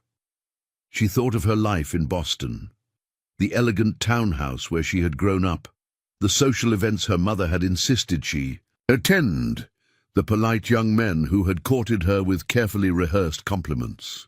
How distant that world seemed now, how confined and artificial compared to the raw authenticity of her current circumstances.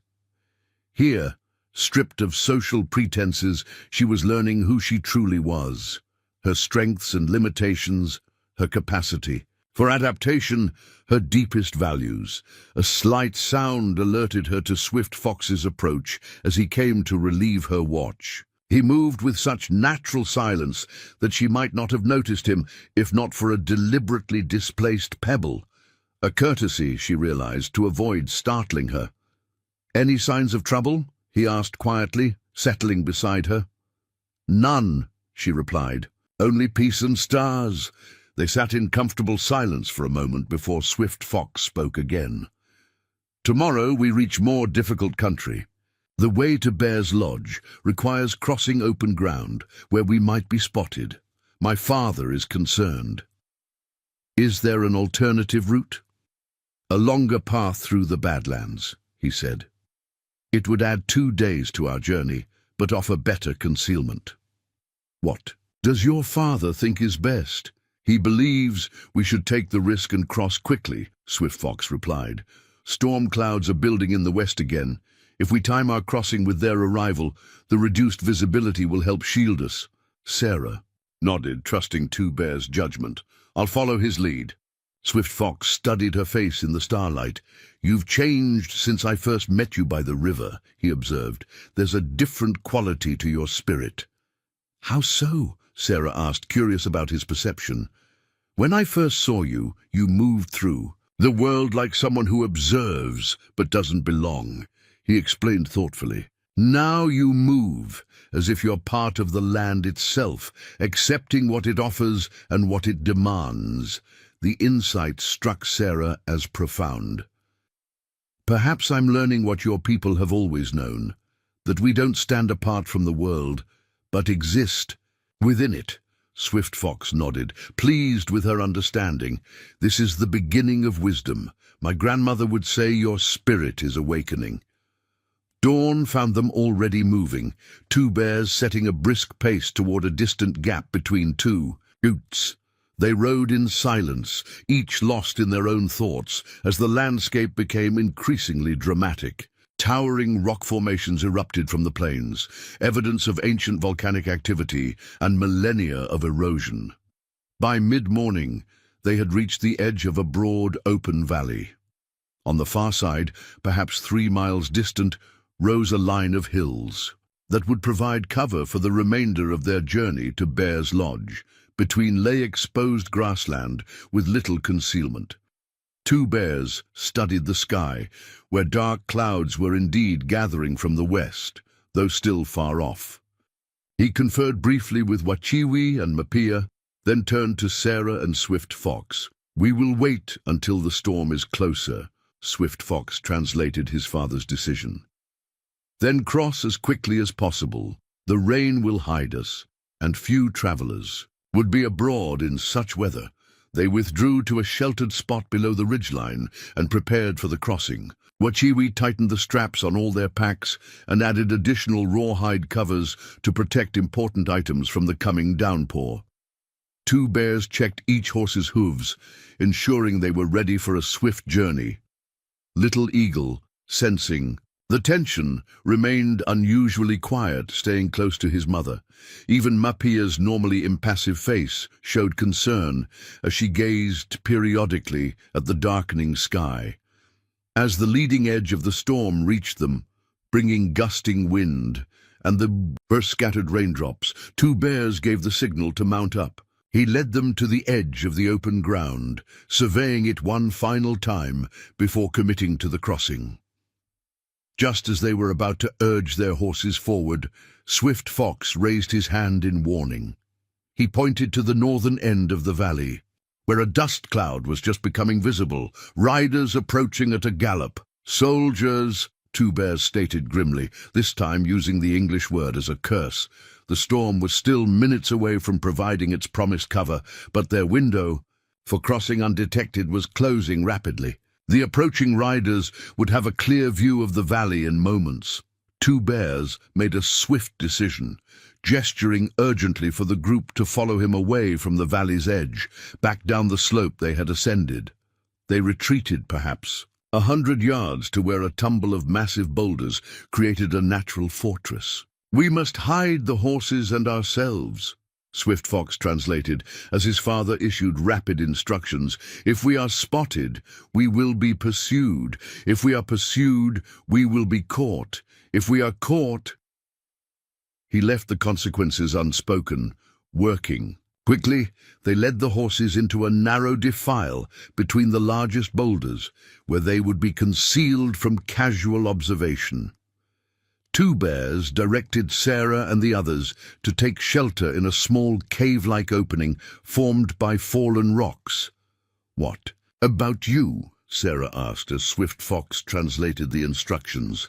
"My father will keep watch," came the reply. "If the soldiers pass without seeing us, we can attempt the crossing when the storm fully arrives. And if they do see us?" Two Bears answered directly, his expression resolute. "Then I will lead them away from you," Swift Fox translated. "You must continue to Bear's Lodge without me." Before Sarah could protest this self-sacrificing plan, the sound of hoofbeats grew suddenly louder. The soldiers had changed direction. They were heading directly toward the rocky outcrop where the group had taken refuge. Time seemed to slow as the hoofbeats grew louder. Inside their rocky shelter, Sarah could feel Little Eagle trembling against her side. Wachiwi pulled her son closer, one hand covering his mouth to ensure his silence. Mapia's eyes were closed, her lips moving in silent prayer. Swift Fox crouched at the entrance to their hiding place, a knife in his hand, though what good a single blade would do against army rifles, Sarah couldn't imagine. Two bears had vanished among the boulders, moving with the silent grace of a mountain lion. Through a small gap in the rocks, Sarah could just make out the approaching riders, 6 soldiers in blue uniforms, led by a man whose insignia marked him as a lieutenant. They moved with the watchful tension of men expecting trouble, rifles held at the ready. The storm clouds had darkened the sky, but the rain held off, as if nature itself were conspiring to aid their pursuers. A gust of wind sent a swirl of dust into the air, causing one of the horses to sneeze. Sarah's heart nearly stopped, certain the sound would give them away. The lieutenant raised his hand, signaling the patrol to halt perhaps 50 yards from their hiding place. He stood in his stirrups, surveying the rocky outcrop with clear suspicion. "Fan out," Sarah heard him order. "Check those rocks. Could be a perfect spot for an ambush." The soldiers began to dismount, preparing to search the boulder field on foot. Discovery seemed inevitable. Sarah exchanged a glance with Swift Fox, whose expression confirmed her fears. If the soldiers found them, there was no plausible explanation for why a white woman would be hiding with the Lakota family. At best, she would be forcibly rescued, and they would be arrested.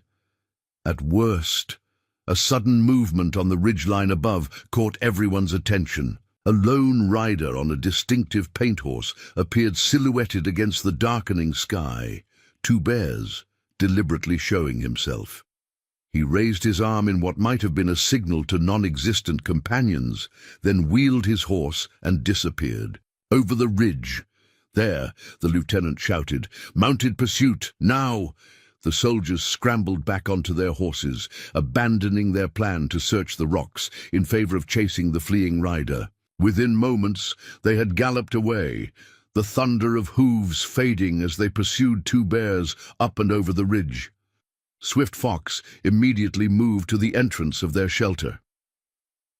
"We must cross the valley now," he said urgently. "My father has given us this chance at great risk to himself." "But what about him?" Sarah asked as they hurried to retrieve their horses. "He knows these lands better than any man," Swift Fox replied, helping his grandmother mount. "If anyone can evade soldiers, it is my father. He will circle back and meet us at Bear's Lodge if he can." The worry on Wachiwi's face belied this confident assessment, but she said nothing, focusing instead on securing Little Eagle before her on her horse. The boy's eyes were wide with fear for his father, though he remained bravely silent. With Swift Fox now leading, they emerged from the rocks and rode swiftly toward the valley floor. The storm finally broke as they reached the open ground, rain falling in heavy sheets that limited visibility to a few dozen yards. Perfect cover for their crossing. Lightning flashed overhead, and thunder boomed across the landscape as they urged their horses to a gallop. Sarah bent low over Storm Dancer's neck, the rain stinging her face and soaking through her clothing. The mare seemed to understand the urgency, running smoothly despite the increasingly muddy ground. Behind her, Mapia clung to her mount with surprising strength for one so elderly, her white hair plastered to her head by the downpour. They crossed the exposed valley in perhaps 20 minutes, reaching the sheltering hills on the far side without sign of pursuit. Swift Fox led them into a dense stand of pines that offered some protection from the worst of the storm, where they paused to catch their breath and assess their situation. "Will your father know to meet us here?" Sarah asked, water streaming from her drenched clothing. Swift Fox shook his head. "Not here. We must continue to Bear's Lodge as planned. It's still a day's journey from this point." Wachiwi spoke up, her voice tight with concern. Swift Fox translated, "My mother says we should find shelter until the storm passes. Little Eagle is cold, and grandmother is not young."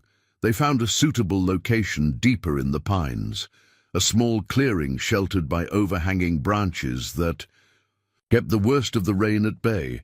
Working together, they created a simple lean-to using branches and the oilskin covers from their packs. It was cramped and far from comfortable, but it provided enough protection to build a small, nearly smokeless fire using the dry inner bark of pine trees and deadwood sheltered beneath fallen logs. As they huddled around the tiny flame, Sarah noticed Little Eagle's miserable expression. Though he hadn't complained, the boy was clearly frightened for his father and chilled to the bone. She removed her outer garment, a leather vest Wachiwi had given her, and wrapped it around his shoulders. "Your father is very brave," she told him, knowing he wouldn't understand her words, but hoping her tone would convey reassurance. "He'll find his way back to us," Swift Fox translated, and Little Eagle nodded solemnly, clutching the vest around himself. "He says thank you," Swift Fox added, "and that his father taught him that a warrior must be strong even when afraid." The storm continued unabated for hours, transforming the landscape outside their shelter into a world of water and mud. They ate sparingly from their provisions, saving as much as possible for the journey ahead. No one spoke much, each lost in their own thoughts about Two Bear's fate and their own precarious situation. As evening approached and the rain finally began to slacken, Swift Fox ventured out to scout their surroundings. He returned looking grim. "The valley is flooded," he reported. "The soldiers would have been forced to seek higher ground, which means they may still be searching the ridges. We should remain here tonight and continue at first light." Mapia spoke, then addressing Swift Fox at length. When she finished, he turned to Sarah. "My grandmother says we must perform a ceremony tonight to ask the spirits to protect my father," he explained. "She asks if you would participate. It is unusual to include an outsider, but she believes your presence might strengthen the prayer." "I would be honored," Sarah replied, touched by the invitation. They waited until full darkness before beginning. Swift Fox cleared a small space and arranged stones in a circular pattern. Wachiwi produced a small pouch of herbs from her belongings, which she sprinkled over the coals of their fire, creating fragrant smoke that filled their shelter. Mapia began a low, rhythmic chant, her voice stronger than Sarah would have expected. From one so aged, Swift Fox instructed Sarah to sit opposite his grandmother in the circle. "Place your hands on the earth," he said. "Feel its strength beneath you. The same earth supports my father wherever he is tonight." The ceremony continued for perhaps an hour, with Mapia leading prayers in Lakota that Swift Fox occasionally translated in whispers. They called upon ancestors, upon the spirits of the four directions, upon the sacred beings that inhabited the natural world around them. Throughout it all, Sarah felt a growing sense of connection, not just to the family with whom she shared this shelter, but to something larger and more profound.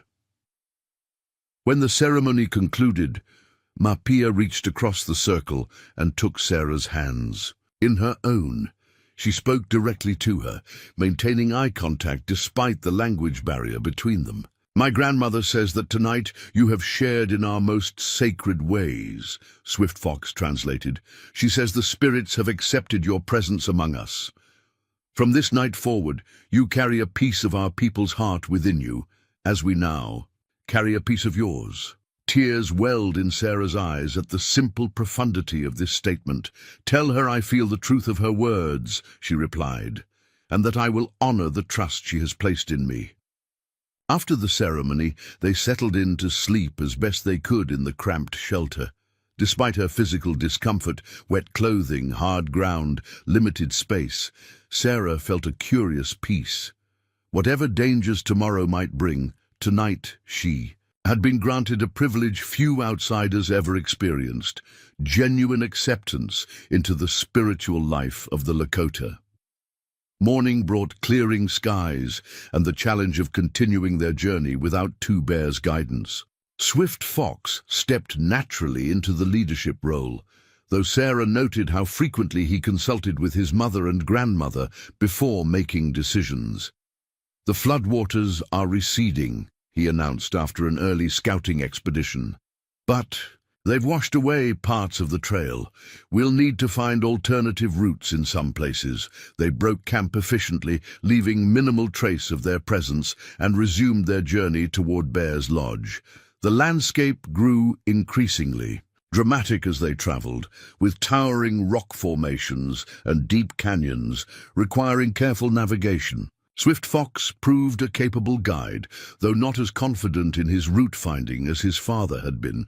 By midday, they had entered a narrow canyon whose walls rose hundreds of feet on either side. The path followed the course of a stream, now swollen with yesterday's rain. The footing was treacherous, forcing them to dismount and lead their horses through the most difficult sections. This canyon leads to the sacred ground near Bear's Lodge, Swift Fox explained, as they picked their way along the rocky path. In better times, our people would come here for vision quests and important ceremonies. It's beautiful, Sarah commented, gazing up at the sheer walls where stunted pine trees somehow found purchase in seemingly impossible locations. Beauty and danger often walk hand in hand, Swift Fox replied, gesturing toward the rushing water beside them. This stream could become a raging torrent with little warning if rain falls in the mountains above. They had traversed perhaps half the canyon's length when Swift Fox suddenly halted, raising his hand in warning. He pointed to something ahead on the path. Fresh hoofprints in the mud, heading in the same direction they were traveling.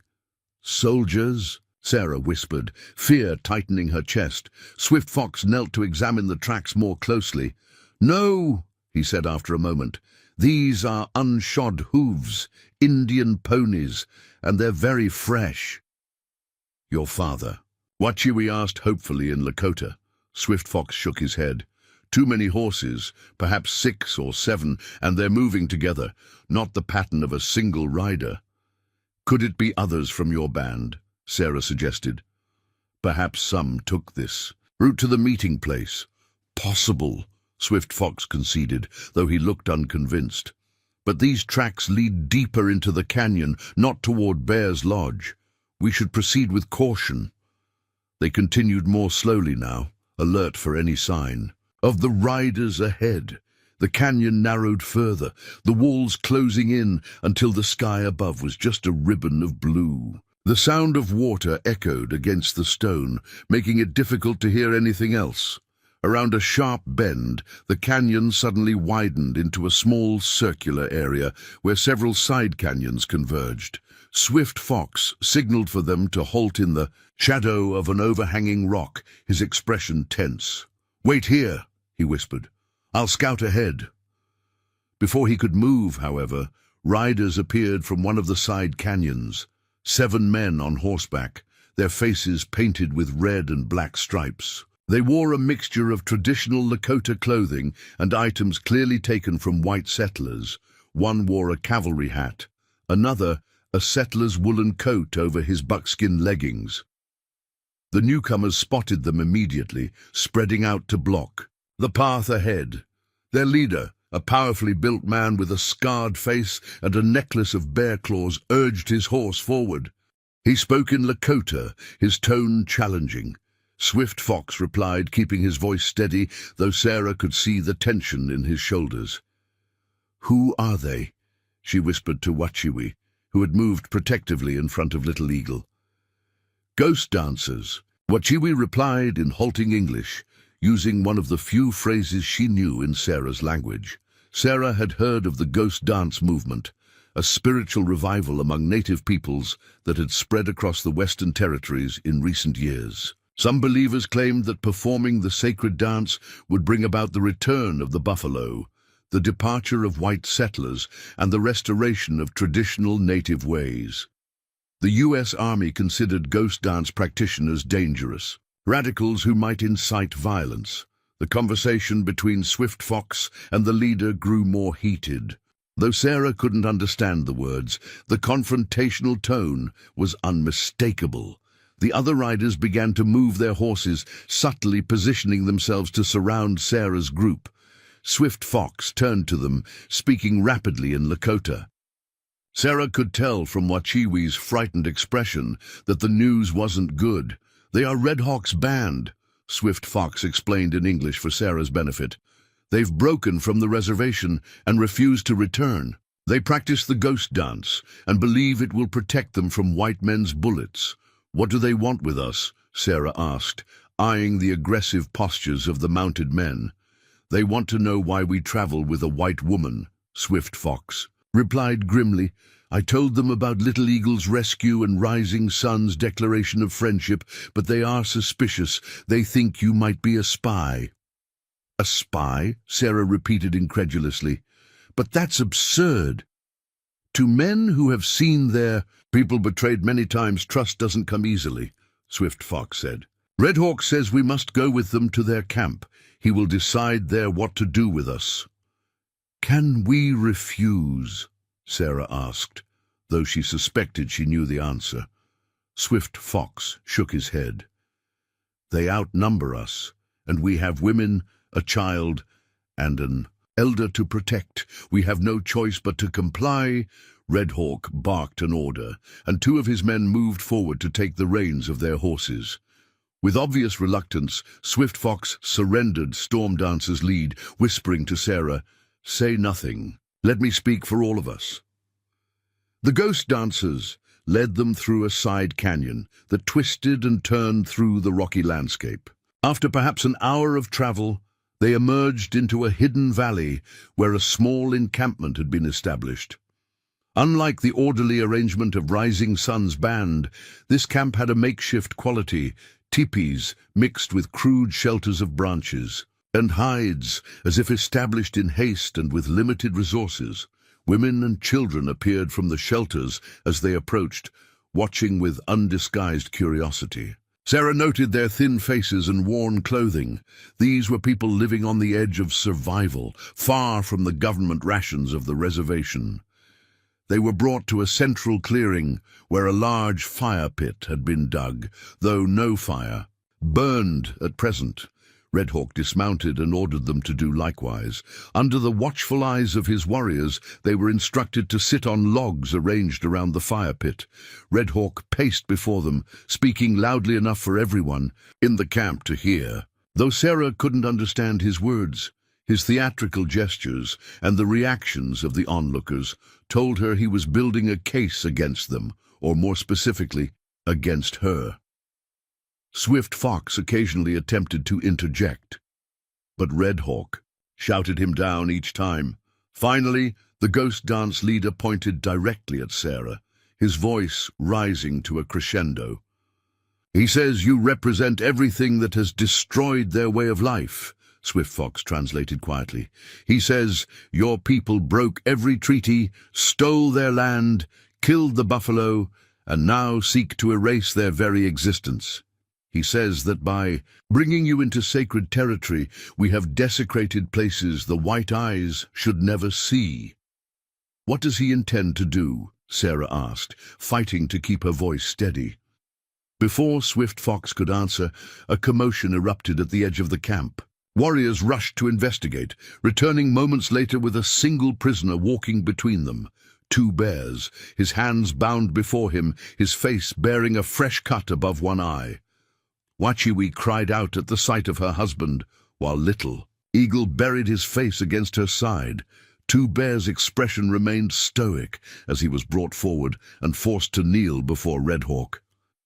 "My father," Swift Fox whispered, tension evident in every line of his body. "They must have captured him while he was trying to find us." Red Hawk addressed Two Bears contemptuously, gesturing towards Sarah and the others. Two Bears replied with dignity despite his bonds, speaking at length in a measured tone. Whatever he said clearly angered Red Hawk, who struck him across the face with an open hand. Swift Fox started to rise, but Mapia gripped his arm, restraining him. The old woman's eyes were alert, calculating, watching the dynamics of the confrontation with the wisdom of her years. "What's happening?" Sarah whispered, feeling helpless as the exchange continued. "Red Hawk accuses my father of betraying our own people by associating with whites," Swift Fox replied, his voice tight with controlled fury. "My father is reminding him that Rising Sun, our chief, made his decision after careful consideration, and that Red Hawk has no authority to overrule him." The confrontation intensified, with Red Hawk growing increasingly agitated, while Two Bears maintained his composure. Finally, the ghost dance leader turned to address the gathered members of his band, clearly making some sort of proclamation. "He says they will hold a council tonight to decide our fate," Swift Fox translated, his expression grim. "Until then, we are to be kept under guard in that shelter." He nodded toward a crude lean-to at the edge of the clearing. As Red Hawk's warriors moved to escort them to their makeshift prison, Sarah caught Two Bear's eye. Despite his injury and the precariousness of their situation, she saw no fear in his gaze, only a steady resolve that somehow conveyed reassurance. Whatever happened next, Two Bears would face it with the same courage and dignity he had shown throughout their journey. The question was whether courage alone would be enough to save them from Red Hawk's evident hatred and the desperate anger of his followers. The lean-to where they were confined offered little protection from the elements and less from the hostile stares of Red Hawk's followers. Two guards stood watch outside, their rifles held at the ready. Inside, the family huddled together, speaking in hushed tones. "How badly are you hurt?" Wachiwi asked her husband, examining the cut above his eye. "It's nothing," Two Bears replied, though the dried blood on his temple suggested otherwise. "I was careless. After leading the soldiers away, I circled back to find you, but rode into Red Hawk scouts instead." Little Eagle clung to his father, relief at his return, tempered by their dangerous circumstances. Mapia sat slightly apart, her eyes closed in what might have been prayer or deep thought. "What will happen at the council?" Sarah asked Swift Fox. He exchanged a glance with his father before answering. "Red Hawk will argue that you should be killed as an example, and the rest of us punished for bringing you here. He believes that only by completely rejecting all white ways can his people survive. And he has followers who share this belief," Two Bears added, his words translated by his son. "Men and women who have lost everything and see no future except through the ghost dance and its promises." "Can't we explain why I'm here, that I saved Little Eagle's life?" Sarah suggested. Two Bears shook his head. "Red Hawk knows this already. He doesn't care. To him, one good act doesn't balance the evils committed by your people." "Is there no way to reason with him?" Sarah pressed. "Red Hawk's heart is consumed by hatred," Two Bears replied, "and fear. The ghost dance gives him power he never had before, the power to offer hope, even if it's false hope." As twilight deepened into night, they could see preparations being made for the council. A great fire was lit in the central clearing, and the members of the band gathered around it. Red Hawk took a position of prominence, wearing an elaborate headdress and a shirt decorated with symbols Sarah didn't recognize. The ghost shirt, Swift Fox whispered, noticing her gaze. "He believes it will stop bullets from harming him." A drum began to beat, its rhythm like a heartbeat in the night. Red Hawk rose and began to dance around the fire, soon joined by others. Their movements became increasingly frenzied as the drumbeat quickened, some dancers falling into trance-like states. "They're trying to summon spirit power before making their decision," Two Bears explained through Swift Fox. After perhaps an hour of this ceremonial preparation, Red Hawk halted the dance. He gestured toward their shelter, and the guards moved to bring them to the council. They were positioned facing Red Hawk across the fire, with the band members forming a circle around them.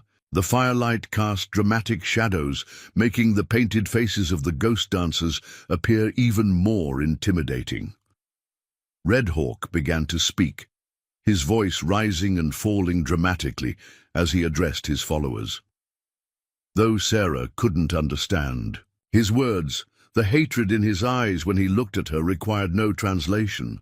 Two Bears listened impassively until Red Hawk finished, then rose to speak despite his bonds. He addressed the gathered band with dignity and force, his voice steady and assured. Several times during his speech, Sarah noticed confused or thoughtful expressions, replacing the hostility on some listeners' faces. When Two Bears finished, Red Hawk responded angrily, gesturing expansively at the night sky and then pointing accusingly at Sarah. Other men rose to speak as well, some seemingly in support of Red Hawk, others more measured in their comments. "What are they saying?" Sarah whispered to Swift Fox. "Red Hawk claims you represent the destruction of our way of life." He translated quietly.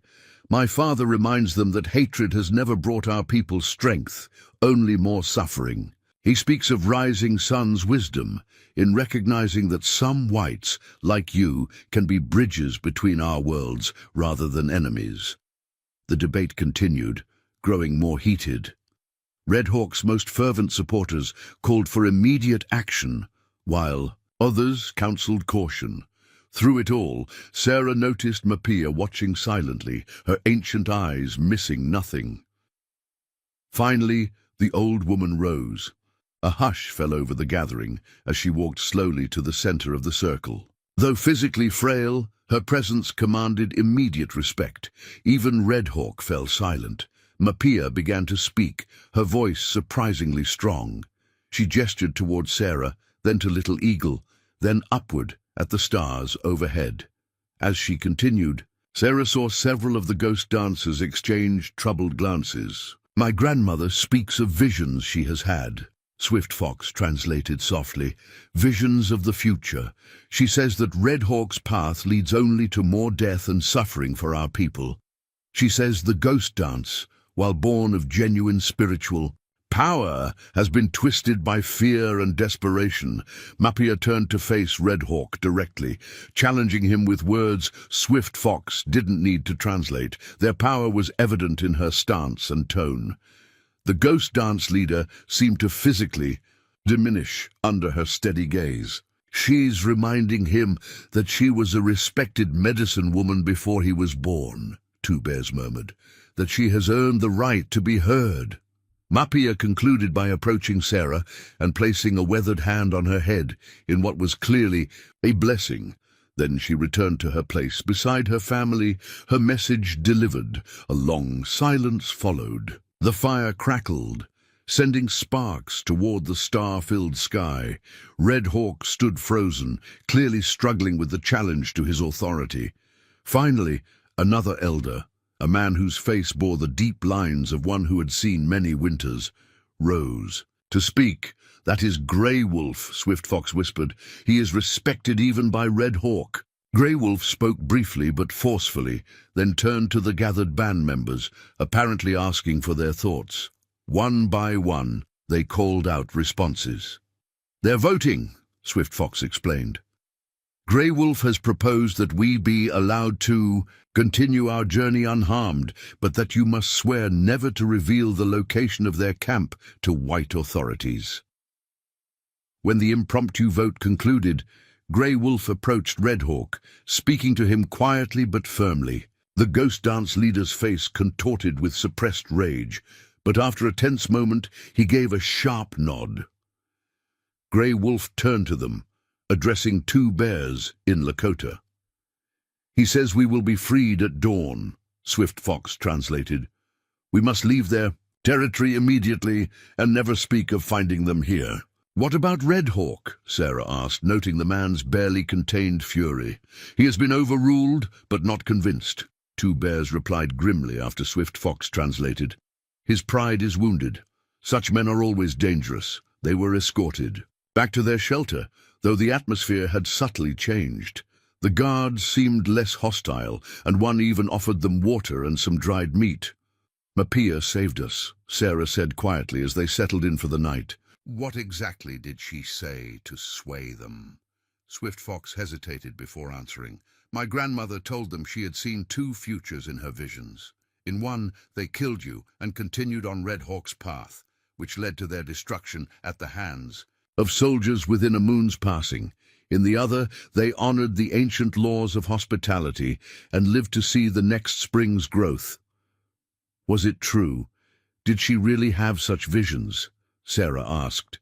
Swift Fox smiled slightly. "My grandmother has always had a gift for seeing what might be. Whether she saw these specific futures or simply understood what would likely happen," he shrugged, "the effect is the same." Dawn came with a heavy mist shrouding the valley.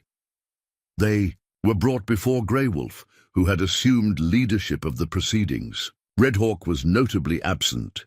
Grey Wolf returned their possessions and spoke briefly to two bears, who nodded in response. "He says we must leave now," Swift Fox translated. "They will provide an escort to ensure we exit their territory safely, but also to make sure we don't linger or observe more than necessary." As they prepared to depart, Sarah felt compelled to address Grey Wolf directly. "Thank you," she said simply, meeting his eyes. "I understand your caution and respect your decision." When Swift Fox translated her words, the elder's weathered face softened slightly. He replied with a brief statement. "He says you have an unusual spirit for a white woman," Swift Fox translated. "He hopes you will use your understanding of our ways wisely when you return to your own people." They left the Ghost Dancers' camp under escort of 4 warriors, riding northward through twisting canyons that gradually opened onto rolling plains. By midday, they had reached a distinctive rock formation shaped like a crouching bear. "This is their boundary," two bears explained through Swift Fox. "From here, we continue alone to Bear's Lodge." The escort departed without ceremony, leaving them to make their own way. As they rode toward the distinctive silhouette of Bear's Lodge, visible on the distant horizon, Sarah reflected on all that had transpired since that fateful day by the river. In saving Little Eagle, she had set in motion events that transformed her understanding of herself and the complex world she inhabited. 2 days later, they arrived at the place of the 3 Eagles, where Rising Sun and the main band awaited them. The reunion was joyous, with much embracing and excited conversation. Sarah was welcomed as if she were a long-lost relative rather than an outsider who had joined them only days ago. That evening, as they sat around the council fire, Rising Sun listened intently to 2 bears' account of their journey, including their encounter with Red Hawk's band. When the tale was complete, the chief turned to Sarah. "My grandson's life water was returned to him through your courage," he said, Swift Fox translating. "Now you have shared in both the beauty and danger of our people's path. What lies in your heart after these experiences?" Sarah considered her answer carefully. "I came west, seeking purpose," she replied. "I believed I found it in teaching settler children. Now I see that was only part of my journey. There are bridges to be built between our peoples that go beyond." Mere words in a classroom. When this was translated, Rising Sun nodded approvingly. "The water knows no boundaries," he said. "It flows where it must, nourishing all it touches. Perhaps you are like the water, Mni Wikoni." 2 more weeks passed as Sarah lived among the Lakota, learning their ways and sharing her own knowledge. Eventually, news reached them that the soldiers had returned to Fort Robinson, the search abandoned after finding no trace of the Lakota invasion force. The time came when Sarah needed to make her decision, remain with the Lakota as they moved toward their winter grounds or return to the world she had left behind. Standing atop a hill overlooking the camp, she discussed her thoughts with Swift Fox. "I can do more good as a bridge between our peoples than by hiding from one side," she explained. "There are misconceptions and fears that need challenging on both sides." Swift Fox nodded understanding. "You have become my Wagon in truth, flowing between worlds, bringing life where you pass." The next day, rising sun provided an escort to guide Sarah to Fort Pierre, where she could begin anew without the complications that awaited in Riverton. Before she departed, each member of Two Bear's family presented her with a small token, practical items for her journey that were also symbols of their connection. Little Eagle gave her a tiny carved horse, a miniature version of Storm Dancer. "So you remember to visit," Swift Fox translated the boy's words. As Sarah mounted Storm Dancer for the journey, rising sun approached one final time. "The path between our peoples is long and difficult," he said through Swift Fox, "but those who walk it with an open heart make it safer for all who follow. Return to us when you can, Emni Wikoni.